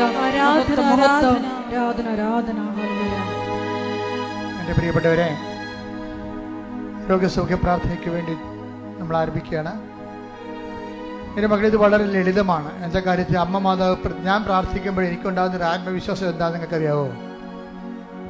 ഞാനൊരു അംബികസിലേക്ക് പൗലോസപ്പോസ്തലൻ പറയുന്ന പോലെ ഞാൻ അന്തരീക്ഷത്തിൽ ഇടിക്കുകയല്ല, ഞാൻ മൂക്കിന് നോക്കി ഇടിക്കണം. എന്താ കാര്യം? കൃപാസനത്തിൻ്റെ പ്രാർത്ഥനകൾ എന്ന് പറയുന്നത് അമ്മയുടെ പ്രത്യക്ഷീകരണത്തിൻ്റെ അടിസ്ഥാനത്തിലുള്ള പ്രാർത്ഥനകളാണ്. അതിൻ്റെ ജീവിക്കുന്ന സാക്ഷിയാണ് ഞാൻ. ഇപ്പം അമ്മയുടെ പ്രത്യക്ഷീകരണം സ്ഥിരീകരിക്കേണ്ടത് അമ്മയുടെ കൂടെ ആവശ്യമാണ്. അതുകൊണ്ട് അമ്മയുടെ മധ്യസ്ഥതയിൽ നിങ്ങൾ എന്ത് ചെയ്താലും ദൈവം അത് ചെയ്തു തരും. കാര്യം അമ്മയുടെ പ്രത്യക്ഷീകരണം ദൈവികമായ പദ്ധതിയാണ്. ശ്രദ്ധിക്കട്ടെ. ശുദ്ധ പൗരോഹിത്യത്തെ മഹത്വപ്പെടുത്തണമേ. കർത്താവ് സഭയിലുള്ള സാന്നിധ്യം പ്രകടമാക്കണമേ. 39 വർഷം ഞാൻ അർപ്പിച്ച കൃപാന്റെ യോഗ്യതയാണ്. കൃപാസാൽത്താറെ ജീവനോടെ പ്രത്യക്ഷപ്പെട്ട പരിശുദ്ധ അമ്മയുടെ മാധ്യസ്ഥത. കർത്താവെ, നിന്റെ തിരുമുറിവാകുന്ന വലതുകരം അനുഗ്രഹത്തിന്റെ അഭിഷേക കരങ്ങള് അങ്ങനെ മക്കളുടെ ശിരസ് വെക്കണമേ. അടിപ്പിണർ പോലെ, വൈതാക്കാലം പോലെ ദൈവികമായ ശക്തി ഞങ്ങൾക്ക് ഇടിച്ചിറങ്ങട്ടെ. കർത്താവിന്റെ കരുണ, കർത്താവിന്റെ വിശുദ്ധമായ രക്തം, കർത്താവിന്റെ ശക്തി, സ്വർഗീയ ശക്തി, ദൈവിക ശക്തി, സുവിശേഷത്തിന്റെ ശക്തി ഈ നിമിഷം ഇടിച്ചിറങ്ങട്ടെ. ആന്തരിക രോഗങ്ങള്, മാനസിക രോഗങ്ങള്, ആത്മഹത്യാ ബോധങ്ങള്, അതുപോലുള്ള എല്ലാവിധ രോഗങ്ങള് യേശുവിന്റെ നാമത്തില് മാറിപ്പോകട്ടെ. എന്റെ പ്രിയപ്പെട്ടവരെ, ഉദര രോഗങ്ങള് സൗഖ്യപ്പെടാൻ വേണ്ടി പ്രാർത്ഥിക്കുന്ന സമയമാണ് ഇനിയുള്ളത്. കരൾ രോഗങ്ങള്, ആ സമയത്ത് കരളിൻ്റെ അവിടെ കൈവെക്കണം. ഹൃദയ രോഗങ്ങള്, ബ്ലോക്കുള്ളവര്, ചിലപ്പോൾ നിങ്ങളായിരിക്കത്തില്ല, ചിലപ്പോൾ നിങ്ങളുടെ അപ്പനായിരിക്കും. അപ്പം നിങ്ങൾ അപ്പൻ്റെ പേരിൽ നിങ്ങളുടെ നെഞ്ചത്തെ കൈവെക്കണം. മാതാവിൻ്റെ പ്രത്യക്ഷീകരണത്തിൻ്റെ സന്നിധാനത്തിൽ വന്നിരിക്കുന്നതാണ്. നിങ്ങൾ കണ്ണുനീരോടെ പ്രാർത്ഥിക്കേണ്ട സമയമാണിത്. അമ്മ ഈ വിഷയം ഏറ്റെടുത്താൽ പിന്നെ നമുക്ക് പിന്നീട് അലയേണ്ട കാര്യമുണ്ടാകത്തില്ല. അതുകൊണ്ട് ജെയ്സൺ അവസാനം പറയുന്നൊരു സമയമുണ്ട്, ഞാൻ യഥാർത്ഥ സ്ഥലത്താണ് വന്നതെന്ന്. ആ ഒരു ബോധ്യം ഉണ്ടാകണമെന്നുണ്ടെങ്കിൽ അനുഭവത്തിൽ നിന്നുണ്ടായ ബോധ്യമാണ്. നിങ്ങൾ ആ വിശ്വാസികളുടെ അനുഭവം പങ്കുചേർന്നുകൊണ്ടാണ് നമ്മൾ ഓർക്കുക, അമ്മയുടെ പ്രത്യക്ഷീകരണ സന്നിധാനത്തിൽ നിൽക്കുക. നിന്റെ ജീവിതത്തിൻ്റെ എല്ലാ വിഷയങ്ങളും നടുവിന് വേദനയുള്ളവരുണ്ടാകും. ഞാൻ ഒരു ദിവസം ഒരു 10 പേരെങ്കിലും വിക്സിനും അതുപോലെ തന്നെ ഇടുപ്പലിനും വേദനയുള്ളവർ പ്രാർത്ഥിക്കാറുണ്ട്. പക്ഷേ അവരിവിടെ വരുന്നവർക്കല്ലേ ആ സൗഖ്യം വരത്തുള്ളൂ. പക്ഷെ നിങ്ങൾ ഒത്തിരി പേര് അതുണ്ടെങ്കിൽ ആ സമയത്ത് നിങ്ങൾ കൈ ആ നടുവിന് വെക്കണം. ഉദരരോഗമുള്ളവരുണ്ടാകും, ഗർഭാശയത്തിൽ ചുരുങ്ങിയവരുണ്ടാകും. അവർ ഊടിന് താഴെ, പൊക്കിന് താഴെ കൈവച്ച് പ്രാർത്ഥിക്കണം. ചിലപ്പോൾ 2 ട്യൂബുകൾ ഉണ്ടാകത്തില്ല. ഫിലിപ്പിൻ ട്യൂബ് 2 ഇല്ലെന്ന് പറഞ്ഞൊരു ചേച്ചി പറഞ്ഞു. ഞാൻ പറഞ്ഞു, നിങ്ങൾ പ്രാർത്ഥിക്കുക. ഇന്നത്തെ പുതിയ മാർഗങ്ങൾ ഉപയോഗിച്ചുകൊണ്ടാണെങ്കിൽ ശരി, ഒരു കുഞ്ഞിന് ആവശ്യമുണ്ടെങ്കിൽ ദൈവം നിങ്ങൾക്ക് തരും. പക്ഷെ അതിന് അനുകൂലമായ സാഹചര്യം ഉണ്ടാകാൻ വേണ്ടി പ്രാർത്ഥിക്കാൻ പറഞ്ഞു. ഞാൻ പറഞ്ഞതെന്ന് എൻ്റെ അറിവിൻ്റെ പരിമിതി നിന്നുകൊണ്ട് പറഞ്ഞതാണ്. പക്ഷേ ദൈവത്തിൻ്റെ പരിമിതികളുടെ അപരിമിതമായ ശക്തിയിലാണ് നിങ്ങൾ വിശ്വസിക്കുന്നത്. കർത്താവിനെ എല്ലാം സാധ്യമാണ്. അതുകൊണ്ട് തന്നെ ആ ഒരു സ്ഥലത്ത് വന്ന് നിൽക്കുമ്പോൾ നിങ്ങളെ കൊണ്ടുവന്നതാണ്, നിങ്ങൾ നിന്നതല്ല, നിങ്ങൾ നിർത്തിയതാണെന്നുള്ള ബോധ്യം നിങ്ങൾക്കൊണ്ടാണ്. മുട്ടി കൊഴിയുന്നവർ പോലും പ്രാർത്ഥിക്കേണ്ട സമയമാണ്. കണ്ണിന് കാഴ്ചയില്ലാത്തവർ പ്രാർത്ഥിക്കേണ്ട സമയമാണ്. മൂക്കിന് കർത്താവ് ദശ വളരുന്നവർ പ്രാർത്ഥിക്കേണ്ട സമയമാണ്. തൊണ്ടയ്ക്ക് തൈറോയിഡുള്ളവരും തൈസോയിഡുള്ളവരും പ്രാർത്ഥിക്കേണ്ട സമയമാണ്. ശരീരം വല്ലാണ്ടിരുന്ന് ചൂടാകുന്നവരുണ്ട്, ഉറക്കമില്ലാത്തവരുണ്ട്, പ്രഷർ കൂടുന്നവരുണ്ട്, ഷുഗർ കുറയാത്തവരുണ്ട്. അവരെല്ലാം പ്രാർത്ഥിക്കേണ്ട സമയമാണ്. അസ്ഥിവേദനക്കാർ പ്രാർത്ഥിക്കേണ്ട സമയമാണ്. ശരീരം പൊട്ടി ഒരുക്കുന്നവരും വെള്ളപ്പാണ്ടുള്ളവരും അലർജി ഉള്ളവരും പ്രാർത്ഥിക്കേണ്ട സമയം. ഇട്ടിമുഴക്കം പോലെ ശ്രുതിക്കട്ടെ. ഉന്നതമായ നാമത്തെ സ്വന്തം കർത്താവേ, ആമാശയ രോഗികള്, ക്ഷയരോഗികള്, കർത്താവ് മാരക രോഗികൾ, തീരാവേദികള്, ജീവിത ദുരിതങ്ങൾ, ജീവിത തടസ്സങ്ങള്, ഉച്ചമുതൽ ഉള്ളംകാലം വരെ കർത്താവിന്റെ രക്തം പടരട്ടെ. അസ്ഥി രോഗികളെ കർത്താവ്, പേശി രോഗികളെ, ശിഷ്ടമുള്ളവരെ കർത്താവ്, മുഴകളുള്ളവരെ കർത്താവ് സ്പർശിക്കണമേ. അടിപ്പിണർ പോലെ, വൈതാഘാതം പോലെ ദൈവികമായ ശക്തി കൃപാസന ആൾത്താരെ കർത്താവിന് കൃപാസനത്തിന്റെ ആൾത്താരെ പരിശുദ്ധ അമ്മ പ്രത്യക്ഷപ്പെട്ടതാണെങ്കിൽ ആ പ്രത്യക്ഷഗണത്തെ സ്ഥിരീകരണത്തിന്റെ അടയാളമാകാൻ യേശുവിന്റെ നാമത്തിൽ മാരക രോഗങ്ങൾ സൗഖ്യം പ്രാപിക്കട്ടെ. ശ്രദ്ധിക്കട്ടെ. എന്റെ മക്കളെ, ജോലിയില്ലാത്തവര്, ജോലിക്ക് വേണ്ടി ശ്രമിക്കുന്നവര്, പരീക്ഷ പൊട്ടിപ്പോയവര്, പുതിയ പരീക്ഷ എഴുതാൻ പോകുന്നവര്, വിസ പ്രോസസ്സിൽ ഇരിക്കുന്നവര്, ജപ്തി നടപടി നേരിടുന്നവര്, അതുപോലെ തന്നെ സ്ഥലങ്ങളില്ലാത്തവര്, വീട് ഇല്ലാത്തവര്, വീട് വെച്ചുകൊണ്ടിരിക്കുന്നവര്, വിസ നഷ്ടപ്പെട്ട വിസയിന് പുതുക്കി കിട്ടാത്തവര്, വിദേശ രാജ്യങ്ങളിലേക്ക് വിസ പുതുക്കി കിട്ടാതിരിക്കുന്നവര്, അതിന്റെ പേരിൽ കടങ്ങൾ വന്നിരിക്കുന്നവര്, വിവാഹത്തിൽ ഒത്തുചേരാത്തവര്, വിവാഹത്തിന് ഒരുങ്ങുന്നവര്, മക്കളില്ലാത്തവര്, വിവാഹം പിരിഞ്ഞിട്ട് കൂടാൻ ആഗ്രഹിക്കുന്നവര്, എല്ലാവരുടെ മേൽ കർത്താവിന്റെ വലിയ ശക്തിയാകട്ടെ. ശ്രദ്ധിക്കട്ടെ.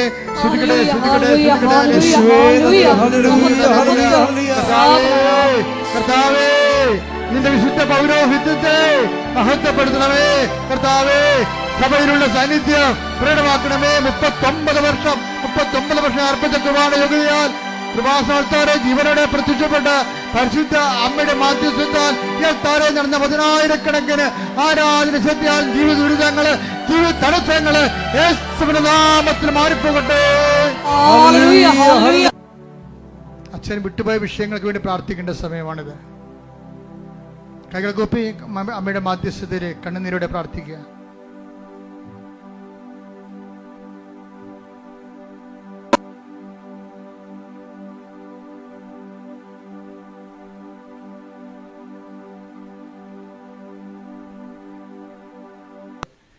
ഇതൊരു ധ്യാനകേന്ദ്രമല്ല. മാതാവിന്റെ പ്രത്യക്ഷീകരണം സഭയ്ക്ക് കൈമാറുന്ന സ്വർഗീയ കൈമാറ്റ ഇടമാണ്. അതിന് ദൈവത്തിന്റെ ഒരു പദ്ധതിയാണ് അവിടെ വർക്ക് ചെയ്യുന്നതുകൊണ്ടാണ് സാക്ഷ്യങ്ങൾ ഇങ്ങനെ തോരാ നിൽക്കുന്ന കാര്യം. പക്ഷെ അതേസമയം തന്നെ കൃപാസനത്തിന് വേണ്ടി പ്രാർത്ഥിക്കണം. കൃപാസന ഇതുപോലെ ദൈവകൃപയിൽ നിറഞ്ഞിരിക്കുന്നത് കൊണ്ട് തന്നെ ഒത്തിരിയേറെ പേര് വെറുതെയൊക്കെ വീഡിയോ ഇടുന്നുണ്ട്. എന്തെങ്കിലുമൊക്കെ പറഞ്ഞുകൊണ്ട് വീഡിയോ ഇടും. ഞങ്ങൾക്ക് അവരോട് കർത്താവ് പറഞ്ഞിരിക്കുന്നത് എന്താ? നിങ്ങൾ ദ്രോഹിക്കുന്നവരെ ആശീർവദിക്കുക മാത്രമേ ചെയ്യാവുന്ന. അതാണ് സുവിശേഷം. അതുപോലെ ഞങ്ങൾ ആശീർവദിക്കുക മാത്രമേ ഉള്ളൂ. പക്ഷേ എൻ്റെ പ്രശ്നം എന്ന് പറയുന്നത്, പലപ്പോഴും ശ്രദ്ധിക്കേണ്ട വിഷയം, ഇങ്ങനെയുള്ള വിഷയങ്ങൾ വരുമ്പോൾ നിങ്ങളുടെ അനുഭവങ്ങൾ കമൻറ്റ് ചെയ്യാൻ ബാധ്യസ്ഥരാണ്. അല്ല, നിങ്ങൾ മിണ്ടാതിരിക്കരുത്. അവർക്ക് അനുഭവം ഇല്ലാത്തവർ എന്തെങ്കിലും വിളിച്ചു പറയണേ. പക്ഷെ അനുഭവമുള്ളവർ അത് സാക്ഷ്യപ്പെടുത്താൻ നിങ്ങൾക്ക് ധാർമ്മികമായ ബാധ്യതയുണ്ട്. അതിൻ്റെ കീഴിൽ നിങ്ങൾക്കുള്ള കമൻറ്റ്, നിങ്ങൾ കൃപാസനത്തിൽ എന്ത് ഫീൽ ചെയ്തു ഇവിടെ വന്നപ്പോൾ, അതാണ് നിങ്ങൾ അവിടെ കമൻറ്റ് ചെയ്യേണ്ടത്. അപ്പം അത് വരുമ്പോൾ എന്താ പറ്റണമെന്ന് വെച്ച് കഴിഞ്ഞാൽ, മറ്റുള്ളവർക്ക് കർത്താവിനെ കൈമാറാൻ നിങ്ങൾ സുവിശേഷത്തിന് ഉപകരണമാകാൻ നിങ്ങൾക്ക് സാധിക്കും. അപ്പോൾ അത് പ്രത്യേകം ശ്രദ്ധിക്കുക. ഇപ്പോൾ 2 കാര്യങ്ങൾ അച്ഛൻ പറഞ്ഞിട്ടുണ്ട്. നമ്മൾ സമാപനാശീർവാദത്തിനായിട്ട് ഒരുങ്ങുകയാണ്. അനുഗ്രഹിക്കട്ടെ. ഒരിക്കൽ കൂടി മരിയന്റെ ഉടമ്പടിയിൽ സമർപ്പിച്ചിരിക്കുന്ന എല്ലാ വിഷയങ്ങളും ദൈവമാതാവിൻ്റെ മധ്യസ്ഥയിൽ ദിവ്യകാരുണ്യ സന്നിധിയിൽ സമർപ്പിച്ച് നമുക്കൊരു നിമിഷം മൗനമായിട്ട് പ്രാർത്ഥിക്കാം. നമ്മളുടെ വിശുദ്ധീകരണമാണ് ദൈവം അഭിലഷിക്കുന്നതെന്ന് തിരുവചനത്തിലൂടെ നീ വ്യക്തമാക്കി തന്നുവല്ലോ. തന്നെ വിളിച്ചപേക്ഷിക്കുന്നവർക്ക്, ഹൃദയ പരമാർത്ഥതയോടെ വിളിച്ചപേക്ഷിക്കുന്നവർക്ക് നീ സമീപസ്ഥനാണ് എന്ന തിരുവചനത്തിലൂടെ ശോയെ ഞങ്ങളെ തന്നെ വിശുദ്ധീകരിച്ച് എളിമപ്പെടുത്തി ദൈവ കൃപയ്ക്ക് പാത്രീഭൂതരാകുവാൻ ഈ ആരാധനയിലൂടെ ഞങ്ങൾക്ക് കൃപ നൽകണമേ എന്ന് പ്രാർത്ഥിച്ചുകൊണ്ട് ശിരസ്സ് നമിച്ച് നമുക്ക് ദിവ്യകാരുണ്യനാഥന്റെ ആശീർവാദം സ്വീകരിക്കാം. പരിശുദ്ധ പരമമാ ദിവ്യകാരുണ്യമേ, ഇന്നുമെന്നും അങ്ങേയ്ക്കാരാധന. പരിശുദ്ധ പരമമാ ദിവ്യകാരുണ്യമേ, ഇന്നുമെന്നും അങ്ങേയ്ക്കാരാധന. പരിശുദ്ധ പരമമാ ദിവ്യകാരുണ്യമേ, ഇന്നുമെന്നും അങ്ങേയ്ക്കാരാധന.